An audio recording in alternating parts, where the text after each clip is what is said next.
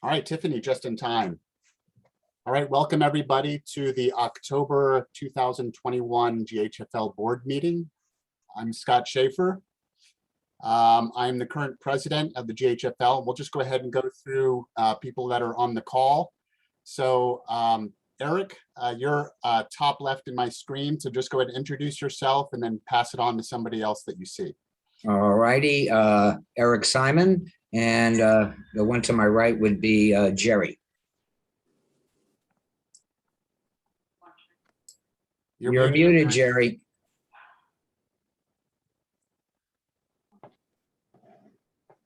Still muted. Sorry about that. I'm Jerry Powell. I'm a guest of the board and I am co-chair of the planning committee along with Scott. All right, call somebody Doug. else for next. Doug. Okay. Hi, my name's Doug Cook. I'm a member of the board. Who's next? Doug? You call who's next. I can introduce myself. I'm David Delaney. I am a current board member. This is my first year on the board. All right, pass it on, David. Catherine, have you already introduced yourself? No, thank you. My name is Catherine. I'm a board member. I'm also on the elections committee along with David and Vadim. Who's next? Jeez, Bridget. Hey, my name's Bridget Bimrose. I've been on the board for almost 2 years now. I've served as treasurer. I've been on the elections committee in the year 2020, the vintage year. And I was recently on the Goose Holidays committee over, and I tag Vadim. Thank you. Hi, everybody. Vadim Mazursky on the board. I was on the Goose Hollow committee with Bridget. Tiffany? Hi, Tiffany Hammer, VP and co-public safety chair, livability chair with the DEAM, and Solve team leader for Goose Hollow. Tiffany, who's next? Forgive me, since I joined late, I'm gonna see who here has not spoke up. Oh gosh, is Sean here? Is he here tonight? No, okay. Is that all the board members? I'm looking around. I think I might be the finale. Well, I called Cal but I had my mute on, so. Okay. All right, Well, Cal. I am an alumni, I guess, 6-year alumni. And here because there are a couple of topics of interest for me. Thank you. Nice to see you all. All right, we'll go to Alan, I guess. Alan? Alan Clausen, Northwest Examiner. And, All right, Laurie? Oh, I live in Goose Hollow. I'm a neighbor. Welcome, Laurie. Thank you. Let's go to James. I am Jim Waslaw. I am a resident of Goose Hollow. Thanks, Jim. How about Linda? Yeah, hi, I'm Linda Rankin, and I'm also a resident of Goose Hollow. And Michelle. I'm Michelle, and I am also a resident of Goose Hollow. Thank you, Michelle. And Dee?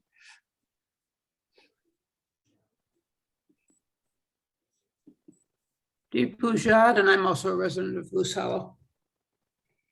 Thank you. And lastly, I think Joyce is the last one that I have on my list. Hi, I'm Joyce, and I'm sorry. Oh, I'm muted, but I have noise going beyond me. I'm a neighbor of Goose Hollow. Great. Have I missed anyone on the call? Yes. This is Annie. I'm sorry, Annie. I'm sorry. Go ahead. Annie Meharry, and I'm also a resident of Goose Hollow. Okay, great. All right, well, welcome everybody. I just have the agenda up, so if I'm looking to my left, I'm just go ahead making sure that we're going through all the action items. We do have approval of minutes for September, but we don't have a draft to look at yet. It's okay, we'll go ahead and try it next time, which will be at the December meeting. And so that brings us to the treasurer's report. Wait, I have a question to ask, if I may. on the minutes. Okay. I sent to the board what I would like to see as an addition to the minutes. As they're not here, there's nothing to correct at this point, and I'm not going to have an opportunity to correct them in December because I'm not going to be on the board. So what I sent to the board the other day, I would like to be added to the minutes as an attachment. Right. I mean, Vadim as the secretary is, responsible for putting together the draft. So we'll go ahead and take a look at that and any attachments at the December meeting. Bridget?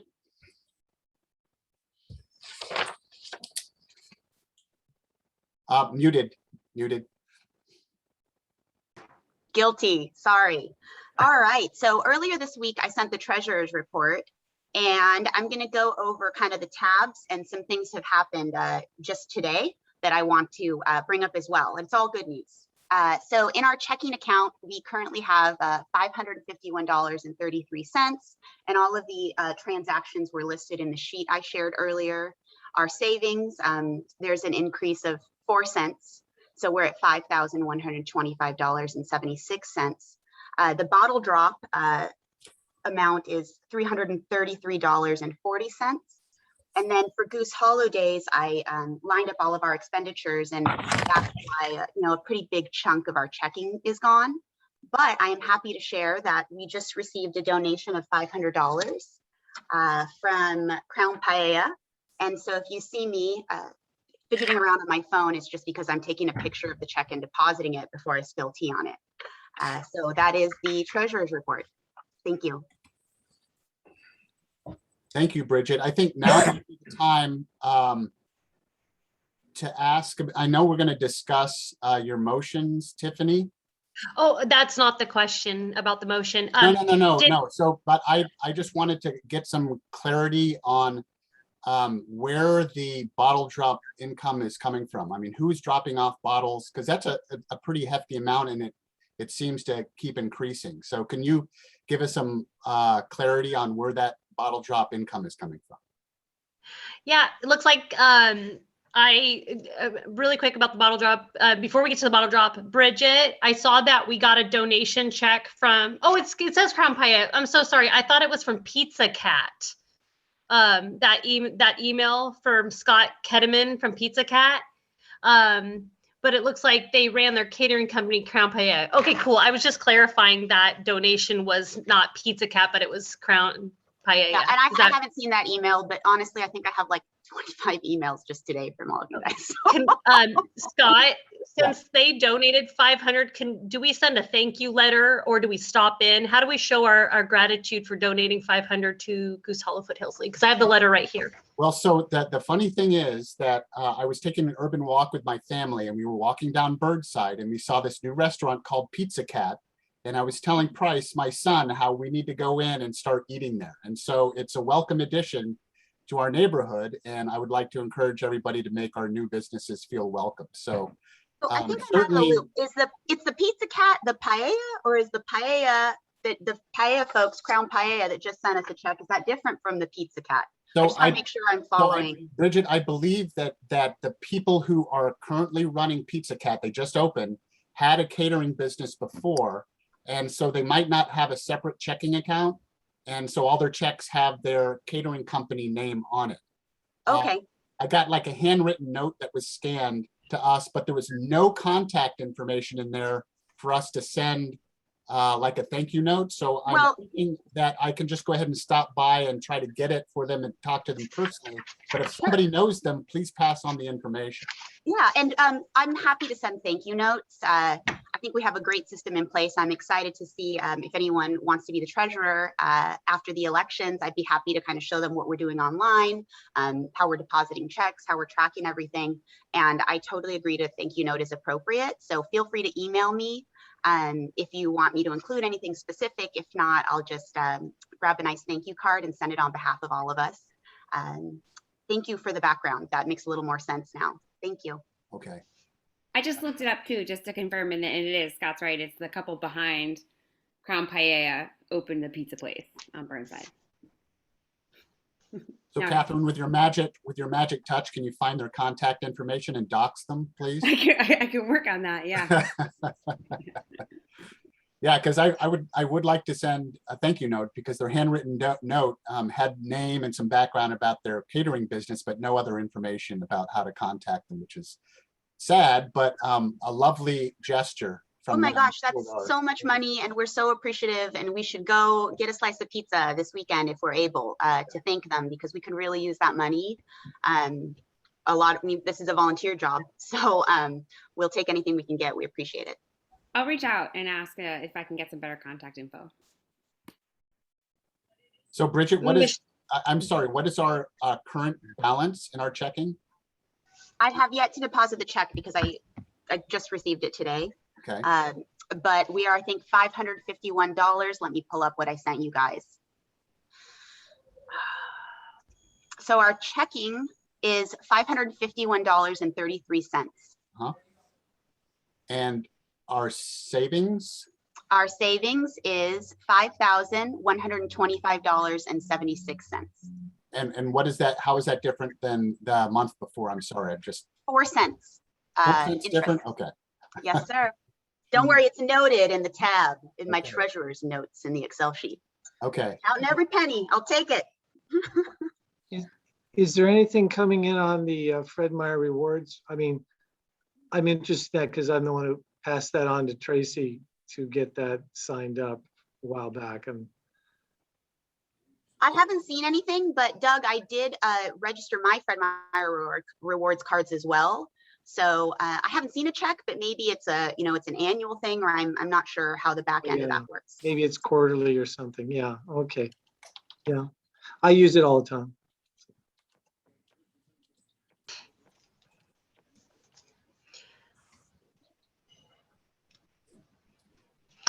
I'll answer the question about bottle drop. I'm probably the main donator to the fundraising for the bottle drop. I do my own personal cans and as well as my rentals.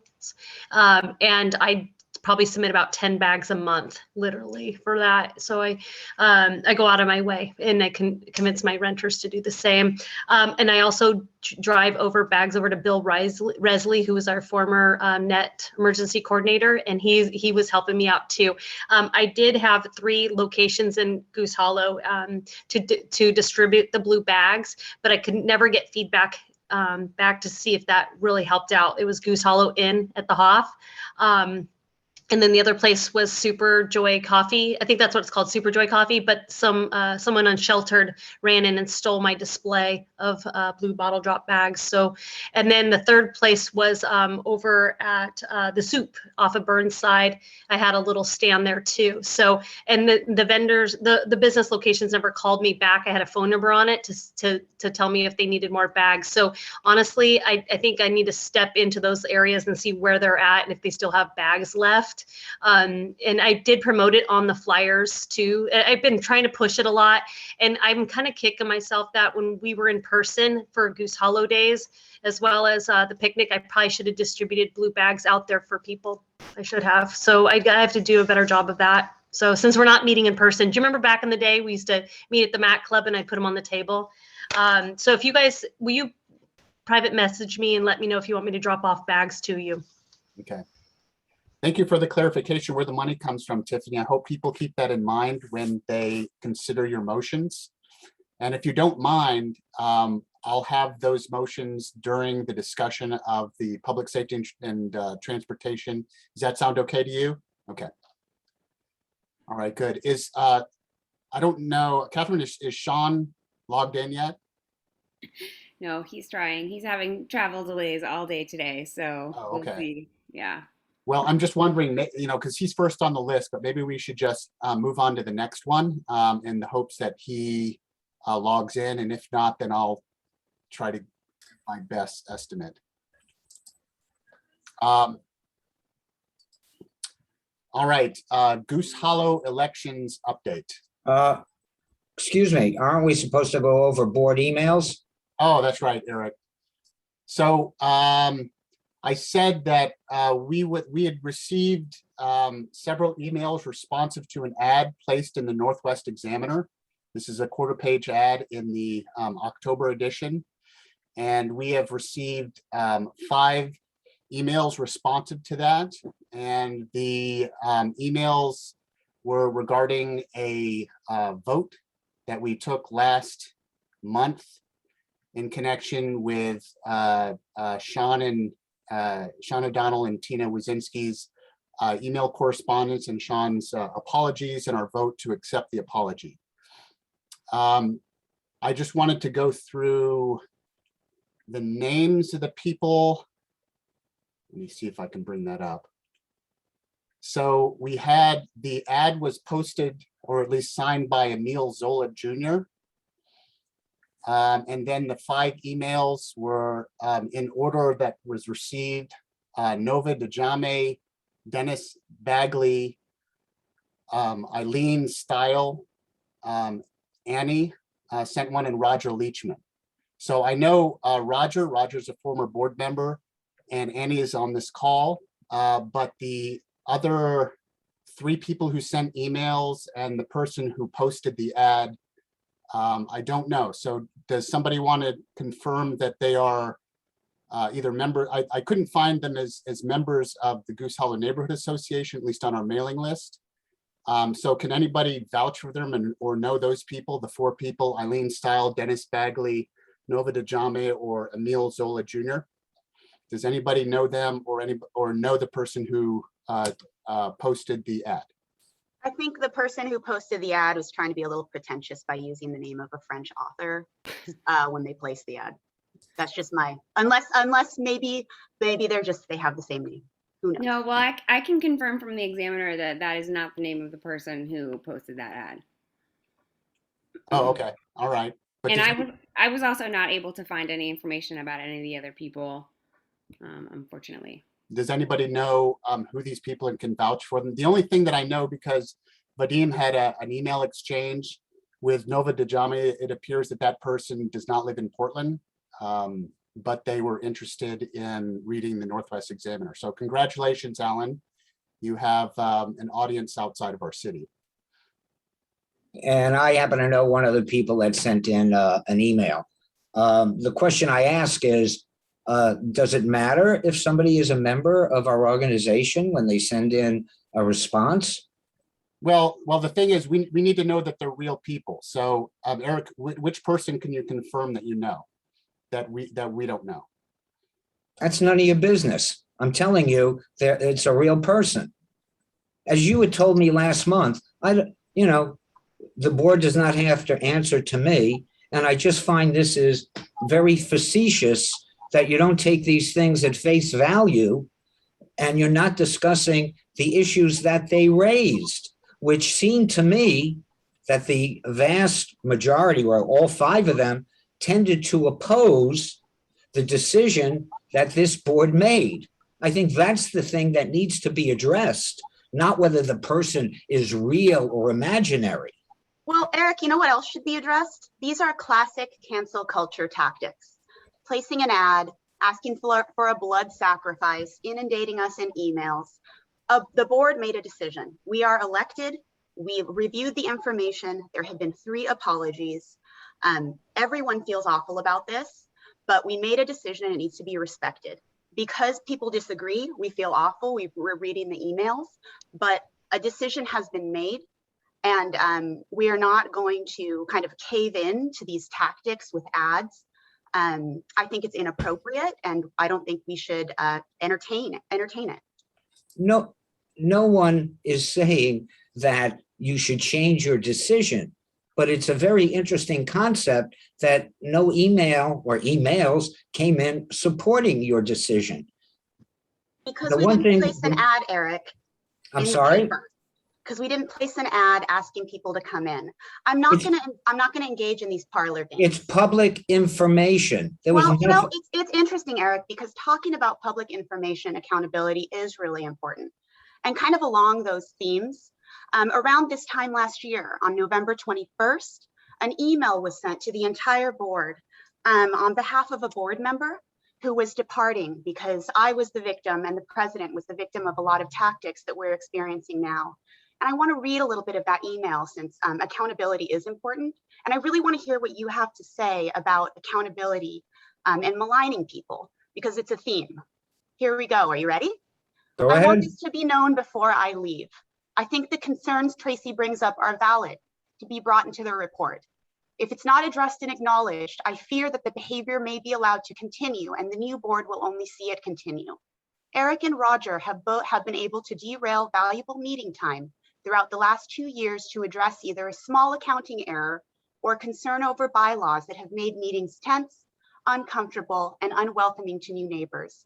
What they bring to the table are not concerns for the better of the neighborhood, but for a need to feel validated in a stalwart scrutiny of the board's activities.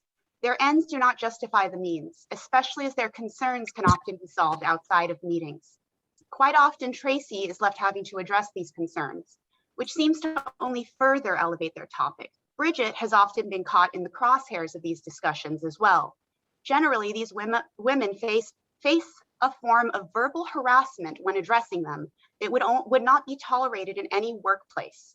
It is unprofessional and shows a lack of respect for others and self-awareness. At the end of the day, before I leave this neighborhood, I want to make sure that these individuals acknowledge their behavior is simply not acceptable, and the board can identify it and react appropriately when it comes. We are a neighborhood association, not a debate club, not a scandal-ridden league of power mongers.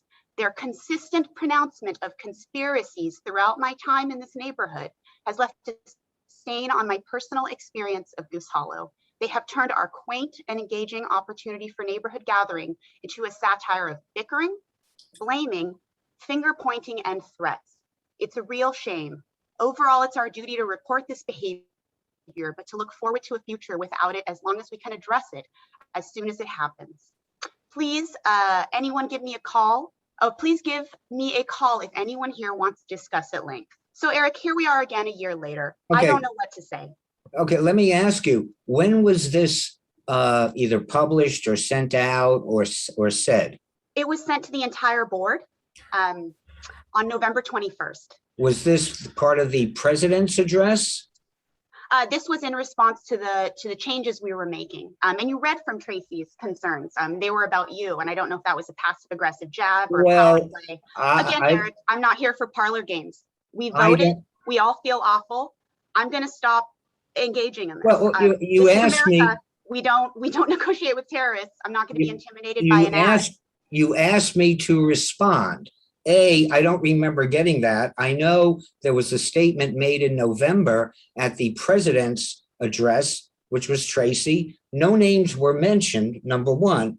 Number two, if my conduct based on that letter, and obviously actions prior to that, were so terrible, egregious, that I was going after women, why was no complaint or any kind of meeting held to discuss the issue? Ever.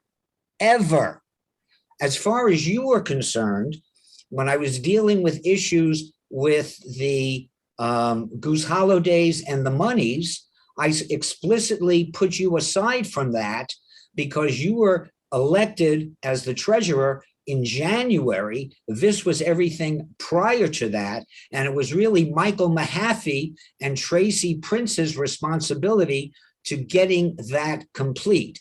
In that case, I was doing my fiduciary duty to make sure that the accounts were in balance, which it turns out subsequently it was, but it took almost a year of getting it done. And the bottom line is, I don't remember getting that letter, but aside from that, it was never brought up that a complaint was filed or any kind of discussion held, either privately with me or within a group of the board. Eric, the big theme is, here we are again. I brought it up, we had to have a meetings because you were stalemating the election committee. We were in the middle of a pandemic. I don't want to do this with you. I want to get back to business. We made a vote. We have acknowledged a grievance. There have been apologies issued. Sean is going to do a training. We know the behavior is not appropriate, and yet here we are again. We're a half an hour in. We have all of these things we have to discuss. can we get back to work and respect the vote of the board? Okay. I'm not fighting. We're getting completely derailed. I'm not fighting. Eric is going to be off the board after the next election. I think we can go ahead and move on. He's going to be possibly. One last thing. I'm not fighting the action of the board. I accept it. I'm just saying that when emails come in, and we've had email discussions prior to this on other issues that fell on both sides of it. So if you want to move on, fine. I just wanted the emails and the comments to be acknowledged. Eric, not fighting the action of the board. The board took a vote to accept the apology from Sean last month, and yet an advertisement was posted which further argues against that. So if you're behind that advertisement, then that appears to be a violation of the duty of loyalty. Are you saying that you weren't behind that advertisement? I'm not saying anything one way or the other. Because we've already voted on that. I'm not saying. When we vote on it, the board has to abide by that decision as a board. If you undermine the board's decision, even if you are the sole vote against it, then you have to abide by the board's decision. I abided by it. I did not file a grievance, which I could have done, as I made clear at the last meeting. Did you post the advertisement? And again, it's public information. Let's move on. It's a closed issue. Did you post the advertisement or not?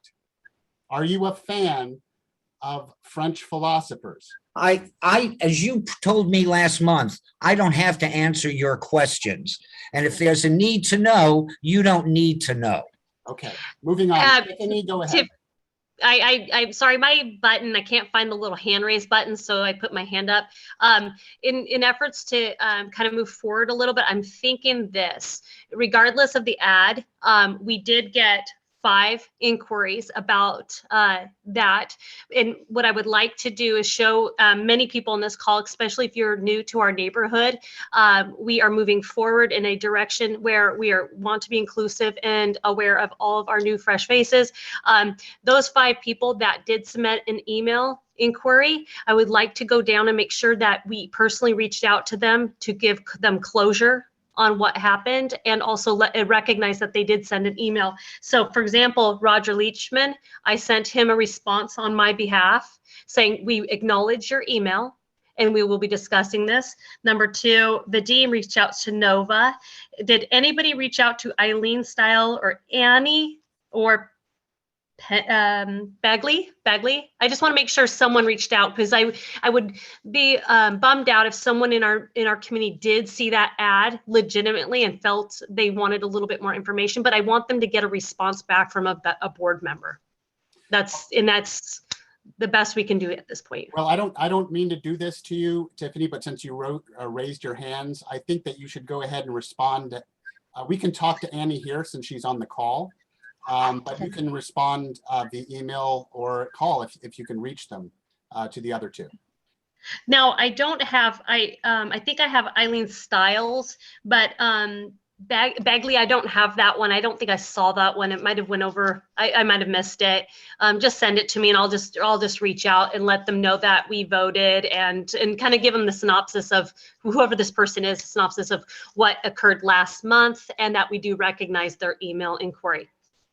Okay. If that's fair. Do we all agree on this? Oh, thank you so much. Yeah, I just posted that. Annie, since you were one of the people that sent the emails, would you like to, have a further discussion on this or state your piece? I think everybody on the board has received the email, so you don't need to talk, because if your statement was completely contained in your email, then we can just go ahead and move on. My statement was completely contained in the email. All right, thank you. Thank you for participating. Okay. Goose Hollow elections update. Moving on. Shine some light on me. Okay. Hi, everybody. All right. So there's a couple of announcements for the elections committee. The election is on November 18th. It's a Thursday. It's the next meeting. But all submissions for anybody who's interested in running need to be in by November 17th at noon. So here's a couple of things that we've done so far to get the word out. An ad has been placed in the Examiner. Scott is going to be sending another announcement via the email list pretty soon. We've had a post go up on my Nextdoor community, and then shortly before this call, I posted one. Hopefully it's posted. The tab is still up on my laptop on the Grander Nextdoor community. Here's kind of a breakdown of where we're at in terms of what we're looking for the upcoming election, because we do need some people to be interested and express interest. So we currently have 6 spots available. We have one 1-year spot that was from Marlene, who was only able to serve 1 year of her term. So we've got 1 year left. And then we have 5 2-year terms. So people terming up are Scott, Sherry, Tiffany, Doug, and Eric. And a few of those people have resubmitted a 100-word statement. I'll get to that in a second because they would like to participate again. And then there's just a couple things to keep in mind for anybody who can talk to anybody or anybody on this call who is interested in becoming a board member for Goose Hollow Foothills League. And that is that you need to be a member, so you can go on and sign up. That's a pretty easy step. You also need to send a 100-word statement about your qualifications and your interest in the community and civil life here to elections@goosehollow.org. That email address is posted in all of those announcements as well, along with some details, some of the details that I'm sharing. And that's really it.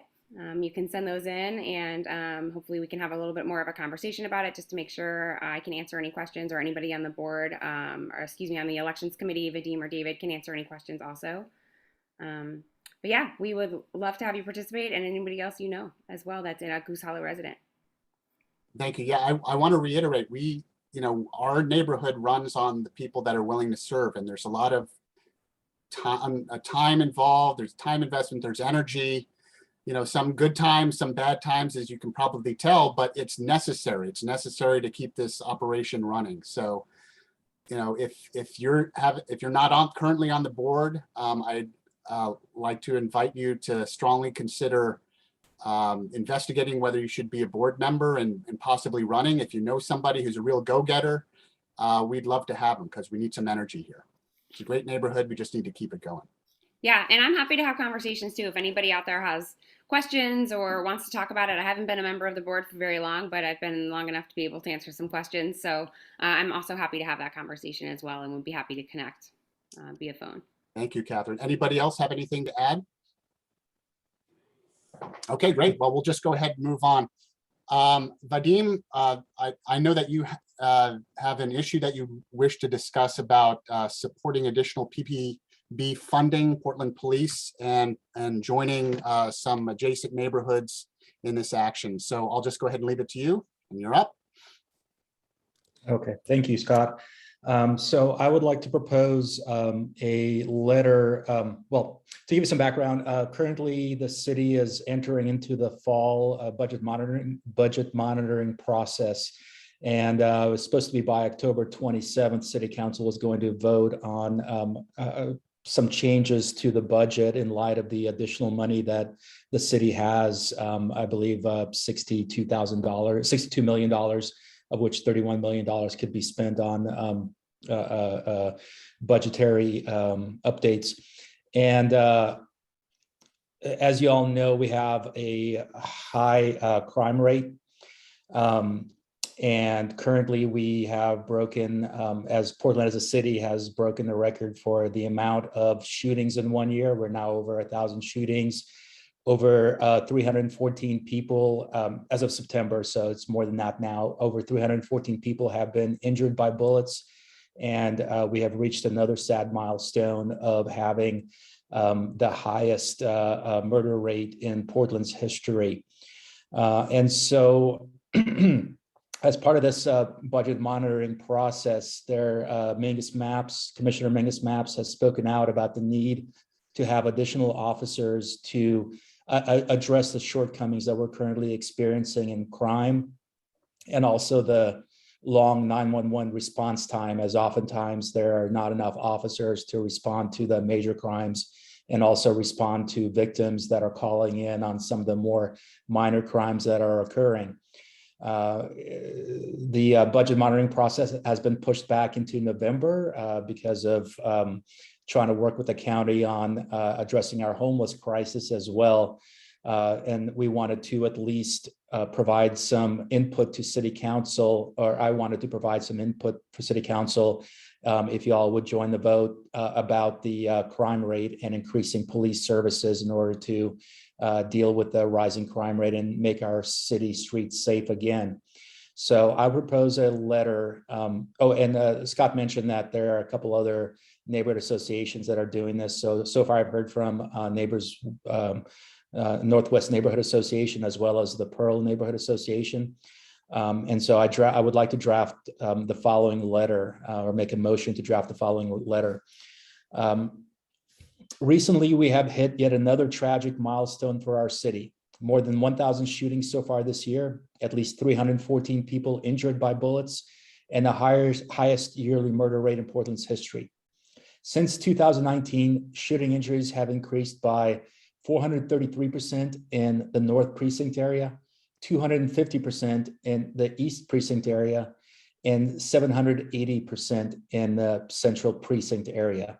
As you all know, we're in the Central Precinct. The shooting statistics are alarming. The Police Bureau is understaffed. 911 wait times are unacceptable, and community members are scared to walk the streets of their own neighborhood. The Board of Directors of the Goose Hollow Foothills League urges the city to hire at least 300 more officers to bring staffing up to 1,100 as espoused by Commissioner Mapps, require body cameras to improve accountability as requested by the U.S. Department of Justice, and support alternative response methods such as Portland Street Response and expansion of the public safety support specialists. That was the sum of the statement that I would like to have the board's vote on. And I would like to open it up to anybody that would like to make any additions or edits to that also. Vadim, I just want to say thank you for organizing all of this information, for pulling those numbers, and for articulating our concerns so articulately. We are so lucky to have you, and I'm totally behind this. Thank you. All right. Would anybody like to make any additions, or if not, second the motion? Vadim, just one question. So the 300 more officers, did you say that was from Mingus Mapps? That was his, after studying it, was his recommendation to get our police force back up to the strength that he thinks we need to be at? Right. He was on Coin News. He said that the police are normal staffing would be about 1,100. And we're currently below 800. Okay, thank you for putting that together. That's very concise and I think works the whole issue comprehensively. Thanks. And just to piggyback off of David, Portland Police Association are asking for 700 positions to be filled. And Mingus is coming at half that. And Mayor Wheeler is recognizing that he wants at least 80 to be part of the rehire. So you're going to hear a bunch of different numbers, but just to show that we're at such a deficit. And so you're going to see that range. And realistically, it's going to be super hard to recruit people to the Portland due to many reasons. And I'm not going to go into that facet, but so thank you for clarifying, Mingus and then Mayor Wheeler, as well as Portland Police Association.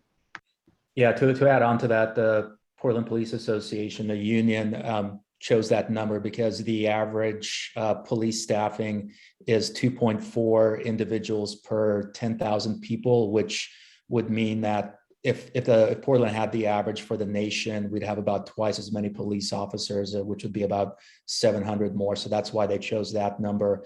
There's a lot of variables there as to the crime rate, the neighborhoods, and various other things that play into the staffing levels. But we're way below the average for the nation and below the average for places like Seattle as well. I think we're about 30% less than what Seattle has on average. I certainly would have to say that the police staffing is the priority there. Is there something in your, did you state that in your proposal? Because not only are we not up to national standards? But the national standards are way low compared to what they used to be in years past. I know Chicago is way down, and they're so far down they don't even know where they were many years ago, 10 years ago. So could you, did you emphasize the police staffing as being the priority? I could add that language. What I said is just the board of directors urges the city to hire at least 300 more officers to bring staffing up to 300 as espoused by Commissioner Mingus Maps. And then I could also emphasize that somehow, which is, yeah. That 300 is not a limit. It's the bottom line. It's the low end of the scale from what Tiffany said. Okay. That's all. That's a possibility. So I make the language a little more emphasis on that. So I think Vadim has a motion on the table. Strongly urges to write a letter. Is it something I'd like to ask for a second, and then we can finish the discussion and then vote on it, I guess. Does somebody want to second the motion? I second the motion. Thank you. Can I just interject for just a quick second? Vadim, I love this letter, and simple is good. I do want to clarify that Northwest District as well as Pearl also in the same breath mentioned that they do recognize Portland street response expansion and body cameras. Are we going to put that in the letter as well, Vadim, or do you want to just water it down to just the police? Because I want to clarify that many on this call. I mentioned both. I put body cameras as required by the U.S. Department of Justice and Portland Street Response and public safety support specialists, which are unarmed, unsworn individuals that respond to lower level offenses. I wasn't advocating watering it down. I was just saying a little more push on the staff. So I think the way my fault. I missed that. I missed hearing that. Thank you so much for clarifying. The way these letters usually work is that we vote on kind of the broad outlines of what the letter should say, and then the final draft goes out to the board for just a final review, just so we can tell that it accurately reflects and maybe catch the odd syntax error or something like that. And then but Vadim, if we vote on it, would be the one. I hope that we'd draft the letter and then send it. Do you feel comfortable sending the letter, or would you like it to come under like my signature or Tiffany's signature or something like that? I'm okay sending it unless you want to, Scott, either way. Well, I mean, you are, you're running for office. We're not supposed to, endorse you or anything like that. But if you want your name on this letter as kind of an additional feather, then it's perfectly willing to let you do that. All right, I appreciate it. It's not a matter of the office, but I'd be happy to do it just to, in case there's any pushback, it'll be on me. So thanks. The only other comment I have, and I think Tiffany has raised this issue, that there are certain barriers to the police kind of performing their duties, Senate bills and things like that. Is simply having more officers going to mean that more officers are not going to be able to do anything to assist us? What is keeping them from maybe solving some of the issues that we're addressing? We should have a listening session on that, Scott, at some point in time. How many hours do we have to talk about that? Part of it is, certainly there's an uptick in crime. And so talking to the police, there's a lot of 911 emergency responses that they have to answer. And even though they have, I think right now, a little bit under 800 staffing, not all of them are the patrol type people that go out. Those include the police that are sitting in the office doing paperwork and those sort of stuff. So I think there's, I want to throw out just a random number. It's like 500 people, 450 people, something like that are actually out in the streets doing stuff amongst all the different precincts and all the different times that they are available. And so, when there's always a 911 call. I believe there's something like 600,000 911 calls a year that are police related, something like 1 million 911 calls that are, might be ambulance, might be police, might be, cat in the tree type of thing.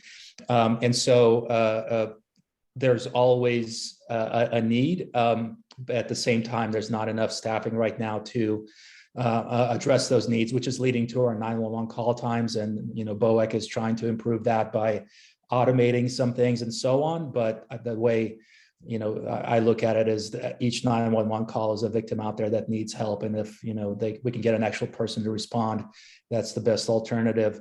And a lot of this is not a case of the laws being changed.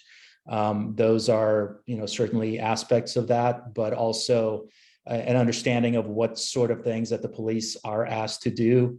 You know, the Gang Violence Reduction Task Force or the Gun Violence Reduction Task Force has been taken away. And now that there's different people doing that, the Crowd Control Task Force has been taken away. And now that there's different people doing that, Portland Street Response is coming online, but they're not really handling a lot of calls citywide, or only about 4 calls a day in Lents. But it seems that the political pressure is to respond less to certain types of calls, such as mental health crises that could or could not involve, you know, a crime being committed, or might be an individual concerned about what's going on in their neighborhood, and more toward the more egregious crimes, such as shootings and violent assaults.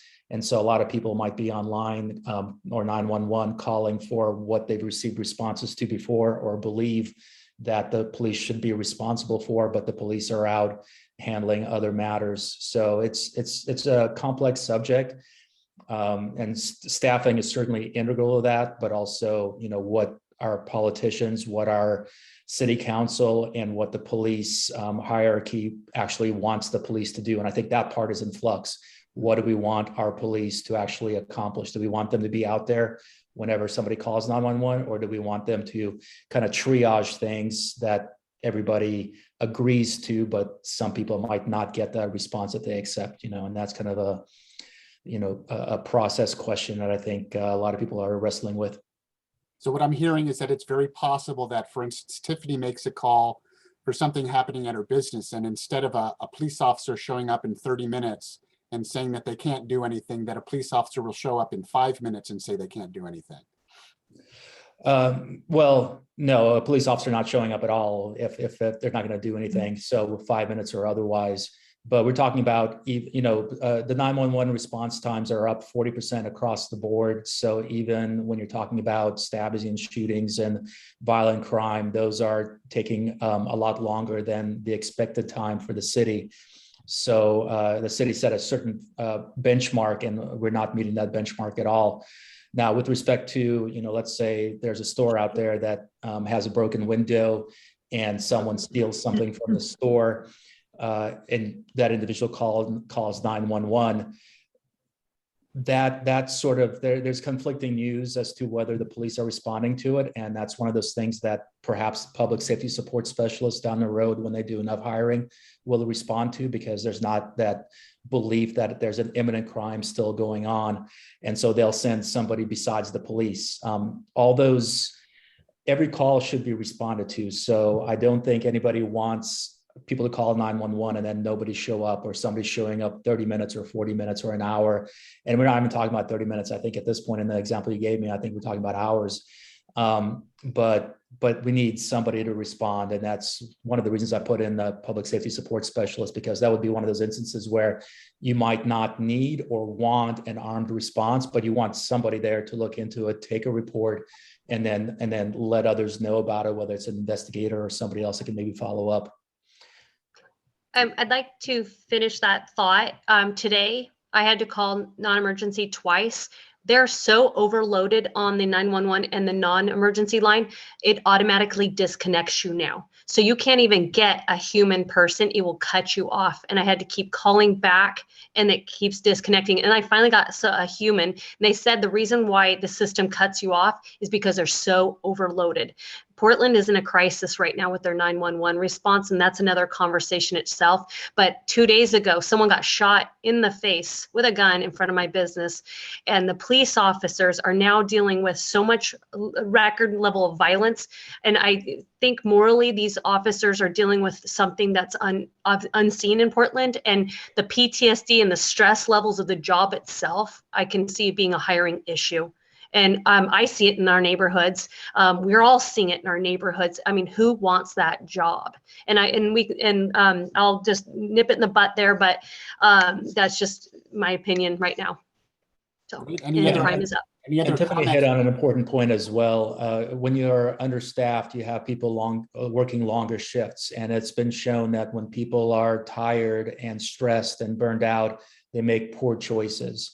And one of the recommendations that I made as a member of the Portland Committee on Community Engaged Policing is a wellness program. And part of that is so that employees, Portland Police Bureau employees, are not working those long hours.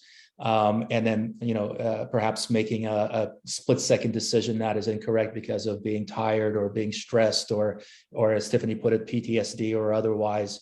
And so having more staffing means, people using less overtime in order to actually do the work that they're charged with doing and not working long shifts to make up for a lack of staffing. All right, I think we might be ready for a vote. Any other comments?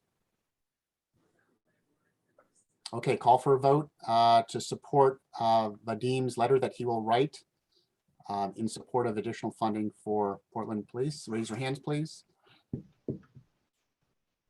Eric? We'll just say Eric is not here, not voting. All right. It seems to be unanimous for those that were voting, or I guess I should say any opposed? Abstain? Voice vote? No? Okay. Ayes have it. Okay, Vadim, on your schedule, just go ahead and hammer away and we'll take a look at it. I'm sure it'll be perfect and then you can send it under your signature. It's already written, so I will send it out within the next 5 months or so. Sorry about the minutes they'll be coming. We're just happy to have you. Anybody doing the minutes is great. All right, moving on to the tanker trucks in Goose Hollow. Kind of in summary, it is illegal for hazardous waste trucks to move through Jefferson Street onto 26. They're not allowed on 26 from 217 on through the tunnel. They're certainly not allowed in the tunnel, but they're not really allowed in our neighborhood either. I think the people that are driving those trucks are under the impression that all they need to do is avoid the tunnel, which is why they're driving through our neighborhood on Jefferson, because it's the only way to avoid the tunnel and get on to 26. But in fact, they're not allowed to be on 26. So I'd like to encourage everybody who sees such a tanker truck in our neighborhood to just take a picture of it. Let me see, I'll try to bring up a picture that Tracy took because she was giving her history walking tour and a truck just drove right by it. She got her phone out and started snapping pictures and sent it to the trucking company, who was unaware that it was even a rule. So it may be an education issue. And we now have the name of the ODOT employee who's responsible.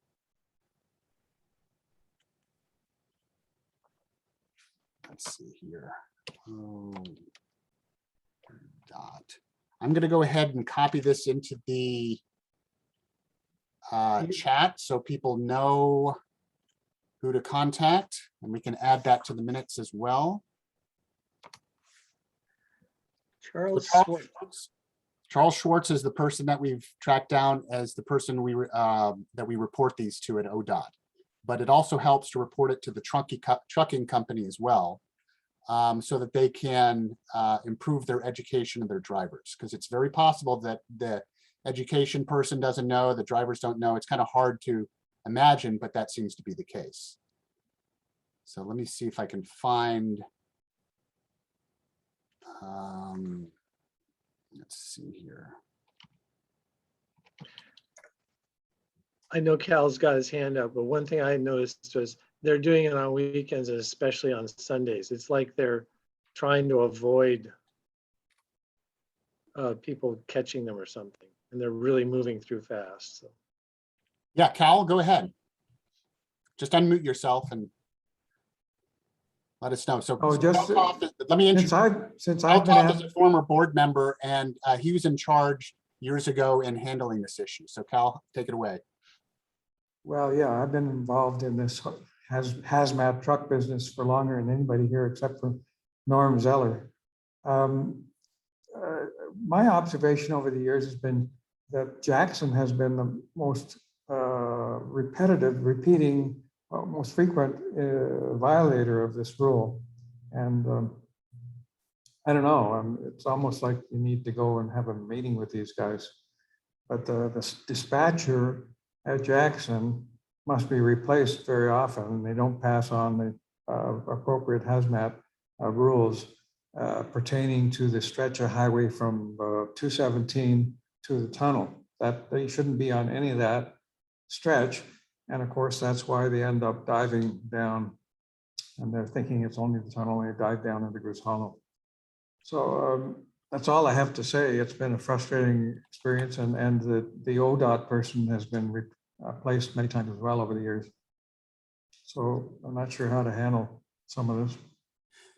Well, Cal, to kind of piggyback on your point, the person that Tracy talked to at Jackson said that he'd been at that job for 5 or 6 years. So yeah, while they do have turnover, it's not like, you know, yearly or monthly or something like that. So I don't think it's a very good excuse. That's really their job, to ensure that they're complying with all the appropriate laws. I'm going to go ahead and just share this picture if you'll let me. So what I want to point out, this is a picture that Tracy took of the truck, or at least one of them. And the front part of the truck, I don't know if you can see my cursor there, but if you look at the front wheels and go up nearly to the hood, you'll see a number 406. That's the name, that's the number of the truck. And so if you get the number of the truck and you get the name of the trucking company, and you send that information to info@goosehollow.org, we'll go ahead and make the appropriate contacts, both with the trucking company and with ODOT, and ensure that it doesn't happen again. But, you know, if see something, say something, we can't really be everywhere at all times. So we're kind of relying on the neighborhood to have their cell phones out, their cell phone cameras out, and just take these pictures. But the important part is the number of the truck and the trucking company. Unfortunately, if you take a picture of the license plate, some of these trucks apparently have the covers on the license plate that kind of fuzzes out the plates from cameras, like red light cameras and cell phone cameras and things like that. And so we may not get a license plate number. So the best thing is to just take a picture of the front of the truck where they have the truck number, as well as the name of the trucking company. Can I ask one question? Can you define just briefly what the load is that is illegal? What kinds of loads on these trucks? So if they're carrying hazardous waste, which includes fuel, then they can't go on Highway 26. They can't go on Jefferson, and they certainly can't go through the tunnel. Okay, so flammable, like if it says flammable materials, then Yes. they're breaking the law. So if you look, there's a link in the chat. If you go ahead and click on that, that should have all the information, okay, including a map. And I also put that link in the email that went out to the neighborhood. So hopefully they'll be better educated for it, and we'll try to nip this in the bud. I mean, Cal can tell you it's frustrating. It's like whack-a-mole. Yeah. But I think the biggest thing is that maybe we don't totally understand the situation either. So the trucks that are coming from the west are supposed to divert off of 217 up to the I-5 and then around. Right. And the ones that are coming from the oil tanks down in along Highway 30 near the river, those are supposed to come up and go up to the I-5 and come down to 217. So they're finding that a very difficult thing to do. You know, they don't really want to do it. And so we constantly have violations because of that. They're going to come through Goose Hollow. And as soon as they get onto the 26 between the tunnel and 217, they're violating the rules. Yeah. Okay, does anybody have any other questions? One thing I couldn't define is, I know we've defined the police being way too busy, but is there some kind of reporting we can do to law enforcement to say, you know, this is, you know, or is it just an ODOT rule that's being violated? Could I answer that, Scott? Yeah, go ahead, Jerry. Yeah, ODOT can pull their their permit to travel over the roads. Their placard, yeah. So there are really heavy fines for anything of more than 2 axles traveling over the roads without a permit. So without that permit, they're dead in the water. They're out of business, and that's the whole company. So what we ran into before was a spectacular bit of blindness. If you drive into Portland there are at least 3 places that there's a great big sign on the overhead sign posts that say, there's a great big red circle with a red slash through it that says hazmat. You'd have to be blind to miss that. That's what I've got. The ODOT can do it. They can put these guys out of business if they don't comply. Yeah, we just need to be the wheel in this. So just might add, if you're coming in from the west, you'll see that there's a sign now to divert to the 217 up to the I-5, and that didn't used to be there. All the truckers would see would be a sign just before they got to the tunnel. That's why they came to the conclusion, oh, well, we have to avoid going through the tunnel. Right, and that was, Cal, wasn't that because of the work that you and Norm did? Yeah, they changed 2 signs and they installed a new one just west of the 217 as you're coming from the west. Okay. It didn't used to be there. All right, good. So I'm guessing Sean is still not in the room. All right, so Goose Hollow Days debrief. We'll go ahead and move to that. First of all, I'd like to thank everybody who participated, who visited, who performed, who had a booth there. I think it was really wonderful seeing, smiling faces again, even if some of them were covered by a mask. You could tell underneath that they were smiling and not grimacing. So it was really wonderful to have that event again. I think for debrief, we'll just kind of talk about numbers. As far as kind of people, I understand that for the Heritage Tree Tour, there were about 25 people. It was very well received. People really enjoyed that. It was a good walk. For the event itself, I'll leave that up to the rest of you who may have been counting, but it seemed to be quite a few people. And we had a full stack of performers as well, including me. I was one of them. But I have the hard numbers if you want them. Yeah. So for the history talk, we had 40 people at Zion, and for the walk, there were 27. You already shared the Tree Heritage Tour. We had 14 musical performances ranging from like flamenco dancers to choirs. We had 38 vendor tents set up. We sold 158 raffle tickets, and people from all over contributed. We had 4 sponsors, and we're estimating that we had well over 1,000 people in attendance. Great. Yeah, so the feedback that I can give is that I think we were much better at getting the word out that you shouldn't be parking on those streets. And so we didn't really have to tow any cars. There were some cars that we could have towed. Well, I was up at 6:45 trying to get cars towed.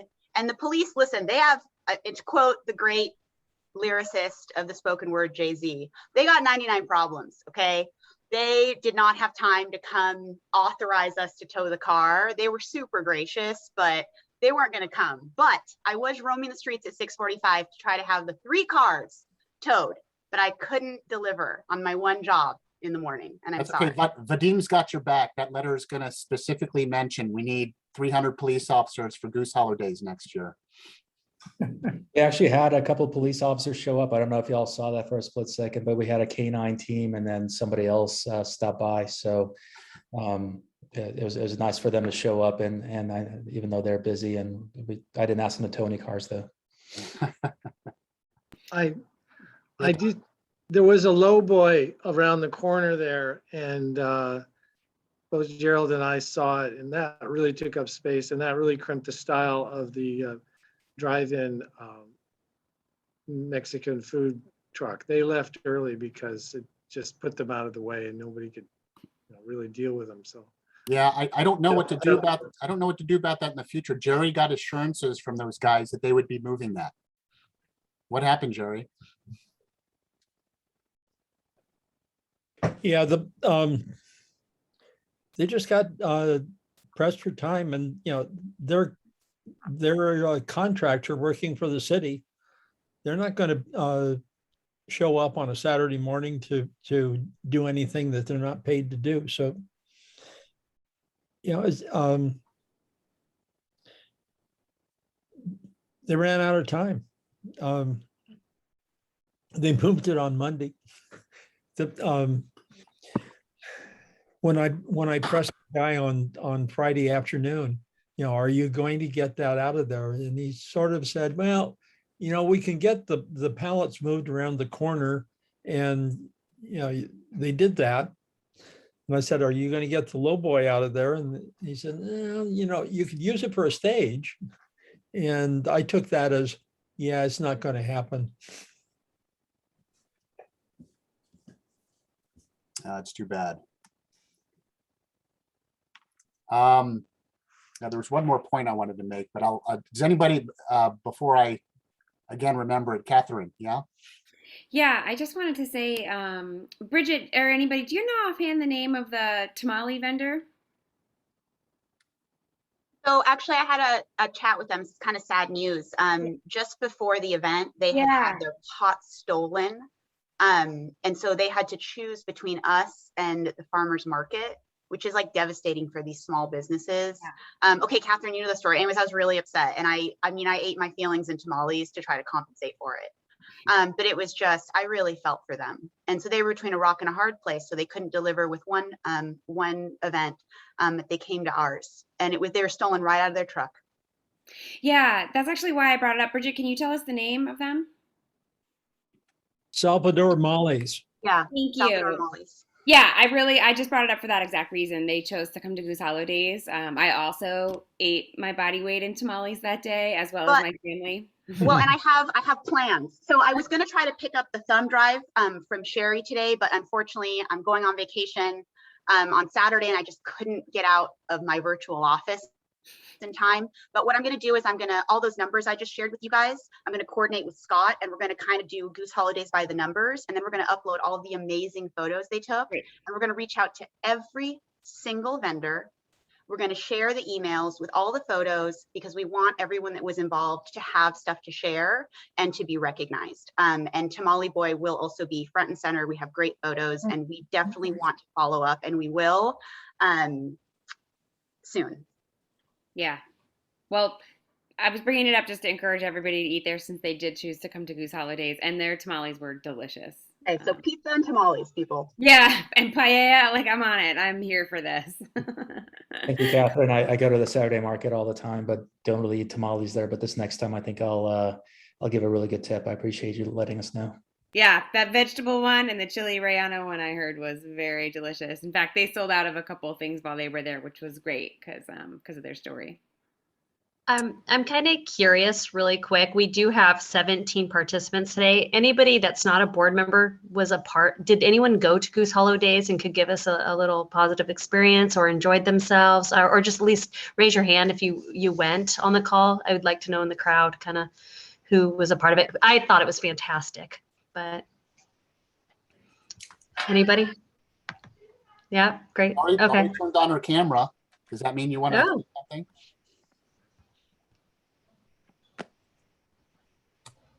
Okay, well, just checking to make sure people are out there. I see Joyce, Michelle, James, and Annie, and people that we don't usually see. And Lori Goldsmith, your hand is up.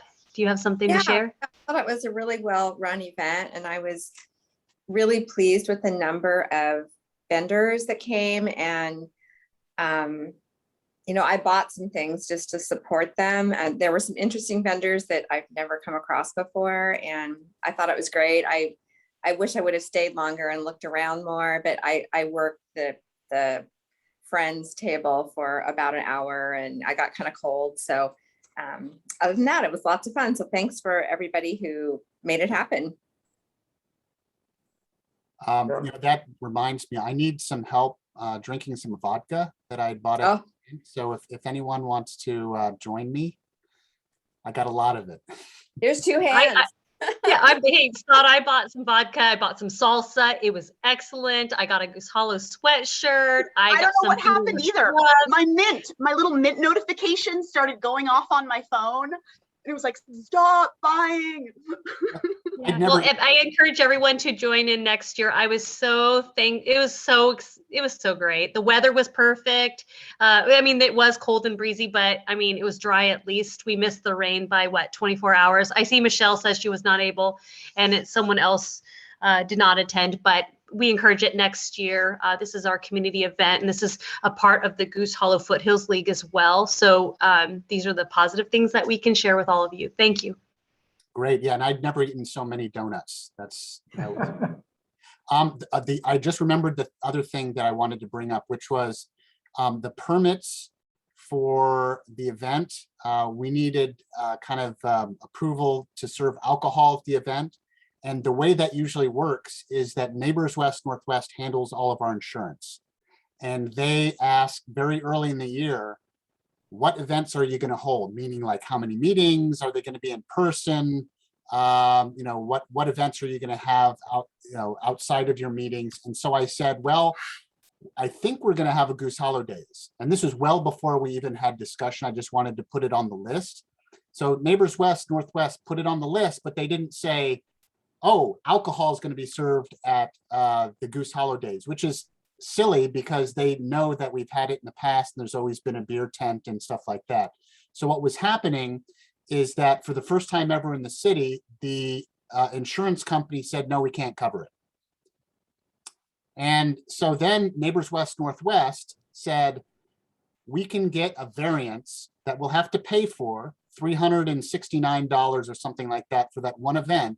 And that Neighbors West Northwest, the organization, not Goose Hollow, was going to pay for it. So they were fully able to pay for it. They submitted the paperwork to the insurance company, I think on Thursday, late afternoon or something like that, and never heard back from the insurance company.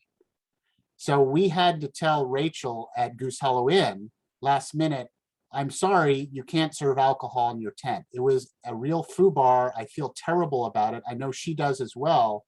We tried everything in our power to try to get that covered so that we could accommodate people that were relying on us saying, you can go ahead and come and serve what you want at the event. So kind of things to worry about for next year is make sure that that's just one more duck that we have to ensure that we have in a row. I just assumed that was done because I submitted that on the list to Neighbors West Northwest as an event that we were going to hold. So I'm sure part of that is my fault. I should have been more specific in saying that there were going to be alcohol and drugs and, flash dancers and stuff like that. People with heart attacks. Beer, though. We have to have the beer tent next year. Yeah, we definitely have to. Doug? The truth is, I saw, all the people have to do is walk down the hill and turn the corner and they're the Goose Hollow Inn. So there were people going down there so they got some business. Right. Well, I mean, Rachel did have a great looking tent and there were roses and balloons and hay bales and things like that. But I just feel so bad that we were saying, yes, you should come. No, you can't come. Yes, you should come. And it was just this push and pull. It's not how we should conduct business, right? I mean, people need to have some certainty in these events. And so we'll just do better next year. And I hope we do it next year. The other point that I wanted to make is that, Tracy and I were there from 7 o'clock in the morning to about 7:30 at night. And then we were again doing like the lecture and the Goose Hollow Walk for 5 hours the next day. So it takes a village to kind of run this event. And I want to encourage everybody to kind of set aside some time to help us run the event next year and recruit your friends as well, because we just need people. And thank God we had Zion Lutheran Church, and they don't even, most of the people that were volunteering don't even live here. They just want to be part of the community and help out. So next year, I just want to see, everybody participate and help out and know that it does take a lot of time and energy to kind of move it forward. So that's the only statement I want to make on that. Any other comments? Oh, Catherine, your hand is up. Yeah, I was just going to jump in and just kind of piggyback a little bit off that, Scott. The other thing too, I know that on the day of, that it was also a need for volunteers to help set up and break down as well. So even if you can't participate as a vendor or somebody who was a performative in any sort of way, that would also be an area that would be greatly appreciated, because that takes a lot of work and time in and of itself as well. And Laurie, did you have another comment? Your hand is still up, but I didn't know if there was another comment you had. No, I guess my hand needs to be taken down. Thank you. Okay. All right. Well, with no more to be said, we can just go ahead into the committee reports. Scott, I think Jerry has his hand up and so does Cal. Oh, Or Cal has given us a high five. I don't know which one though. oh, no, it's a No, clap. no. I've been, my actually- hand, somebody keeps putting my hand down. I don't know why. Yeah, I Jerry. actually would like to make a comment, and that is that there was somebody sent an email. I think it may have been Kat that sent an email early that said, we really need to start doing this year round or planning for it year round. And I hardly endorse that. I think there ought to be a committee started as soon as the new board is selected to plan for what's going to happen in the fall, because you just can't give somebody notice in August that, oh yeah, we'd like to have you set up a tent in 2 months out in the street somewhere in Goose Hollow. That just doesn't work. Yeah, that's all I got. Yeah, and I guess Oh, another thing is that- it might be that- nicer to have it in September rather than October. The weather will be better. But we couldn't do that this year simply because we got started a little late in the process. That, and I'd like to make a great big thank you to Doug for being the other locomotive on the back of the dumpster. Can you confirm or deny that, Doug? We filled up that dumpster, and not just with leaves. There's a lot of dirt generated on those curbs, and we did it. It's hard to push down the street because you find out that the streets are curved and sloped. I almost caught it almost heading toward a tent. It's like, yeah, we got it done. We got it done before the event. Good. Well, thank you, everybody. That was great. Let's go ahead and move on to the committee reports, public safety, parking, and transportation. Tiffany, and this is where Cal has been trying. I think Cal, were you trying to say something? He's had variations. No, all I was going to say was I really enjoyed going. I saw a lot of people. It was like old home week, but I didn't see Laurie. Laurie, wherever you are, I didn't run into you, but it was nice to see you today. So that's all I had to say. And the music program I thought was really good. Thanks, Cal. You're singing next year. Well, I can't play right now with my carpal tunnel, but maybe by next year. Okay. Happy healing. All right, Tiffany. Thanks. All right. I'll try to, my co-partner Vadim did a really good job earlier talking a little bit about the fall bump and safety issues. So I'll just kind of talk a little bit more specific about our Goose Hollow neighborhood. Our last meeting for safety livability was over Zoom, and it was shared. It was the first October Wednesday at 5:30, and Pearl District graciously hosted all 6 neighborhoods. That's Goose Hollow, Pearl District, Northwest District, Downtown, Old Town Community Association, as well as the Southwest Hills for their finale shared time spot to talk about roundtable, talk about safety livability issues. And the guest speaker was our very Vadim Zerski. And Vadim spoke on the unsheltered crisis in Portland. And if he, after this report, wants to talk a little bit about that, and we do have time, that's great. But if you attended that meeting, you got to ask Q&A session about the current unsheltered crisis in Portland. Next safety livability meeting will be hosted by Northwest District, and they have a guest speaker. It'll be November 9th. And I just want to let all of you know that in the past, Goose Hollow used to have the Wednesday time slot for safety livability, but for the next few months, we're going to kind of do a roundtable with the 6 neighborhoods where they host all 6 of our neighborhoods on safety livability, which I think is fantastic. So we're not in a siloed neighborhood effect, but we know what's happening in our respective neighbors.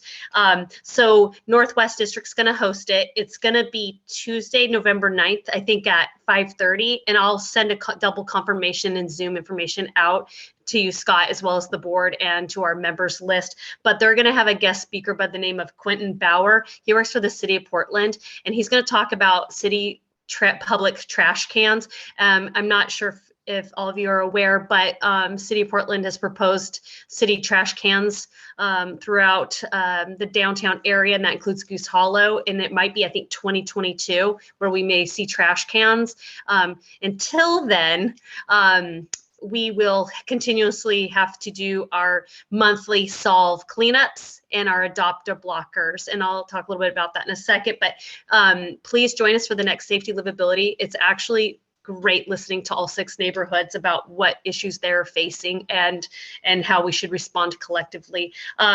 For Goose Hollow trash, clean start now. If you see them out there, you see trash bags are starting to accumulate on the streets up to, I think, 16th.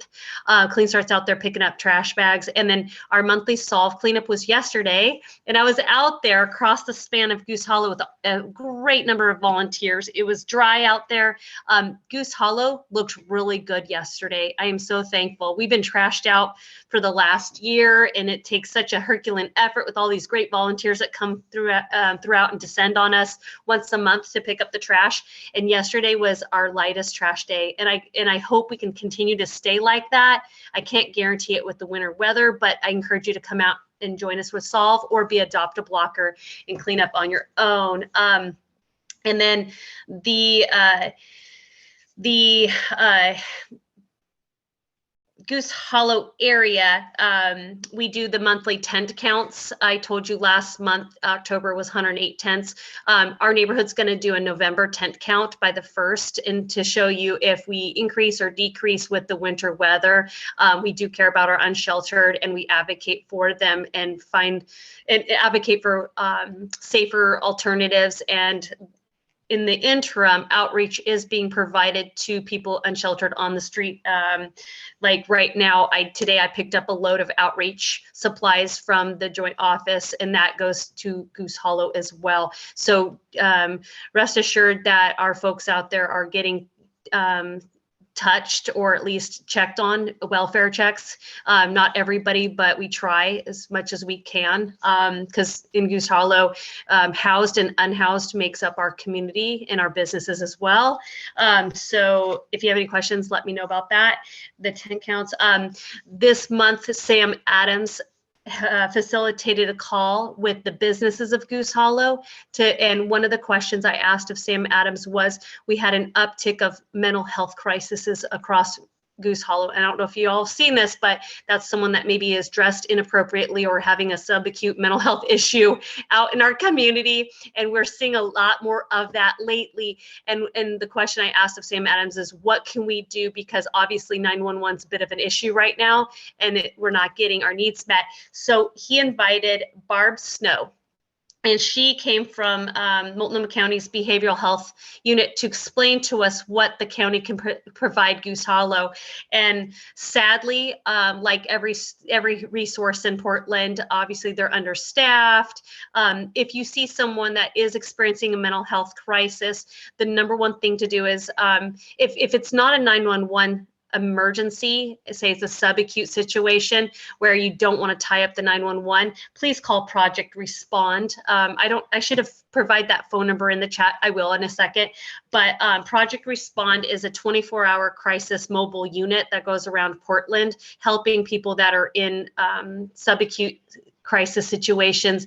And sadly, I've never seen this mobile van anywhere in downtown, but supposedly it's out there. And so I hope to see it in Goose Hollow, and maybe you all see it too. So if you see someone in crisis, please call Project Respond. I did make a suggestion that in the future, Portland needs to go to the 311 route. So 911 is for emergencies. 311 is for mental health crisis and what have you. But the project respond isn't under 311 yet.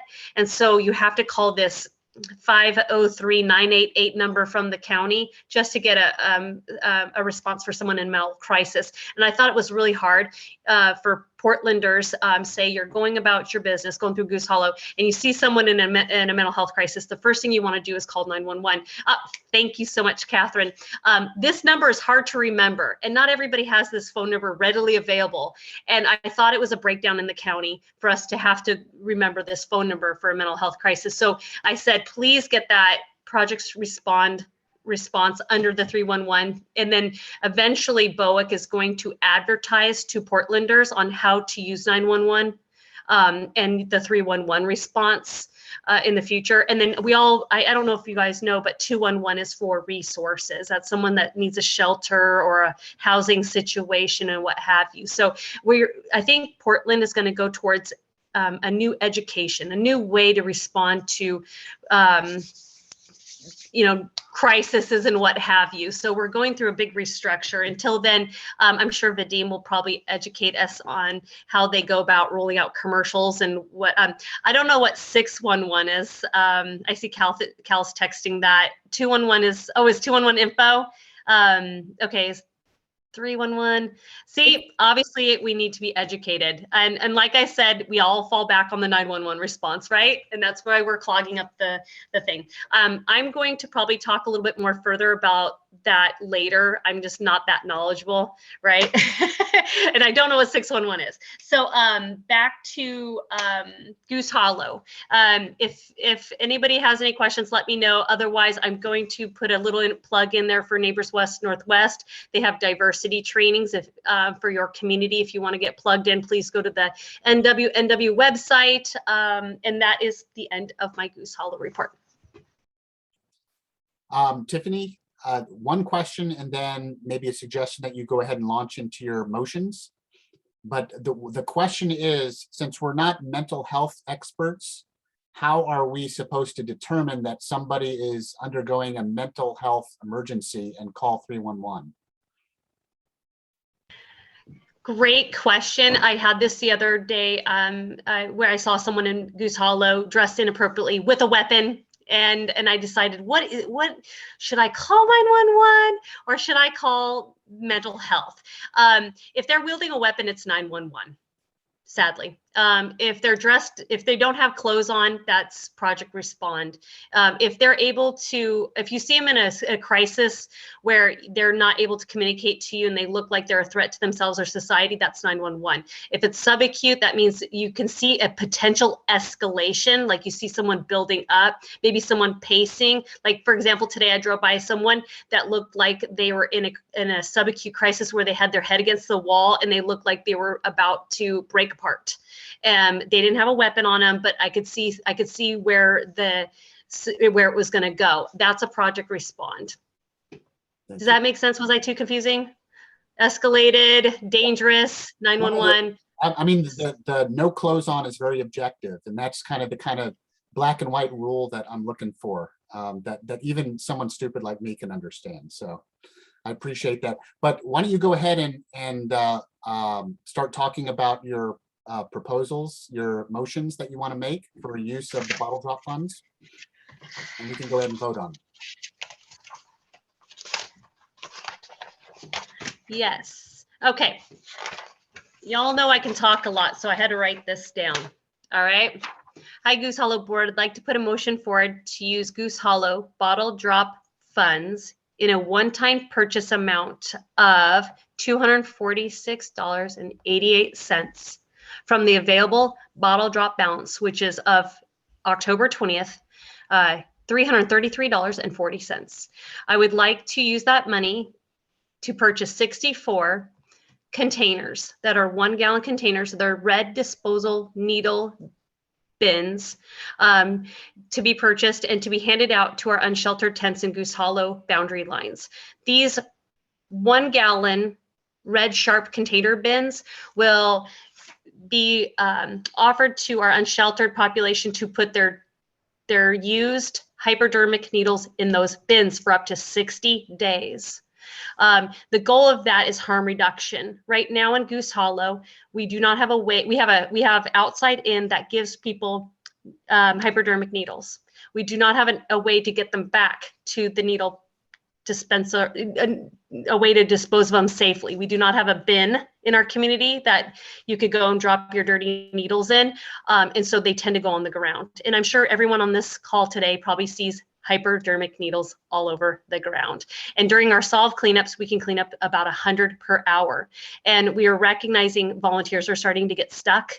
Student got a needle stuck in their shoe, and the needles were getting in trash bags, and people were getting stuck by picking up trash bags. So this piloted plan for Goose Hollow, I shared it with the executive director of Solve. She loves the idea that our community will try something to see if this will work, where we will see a reduction of needles in our watersheds, in the storm drains, and in our vegetation.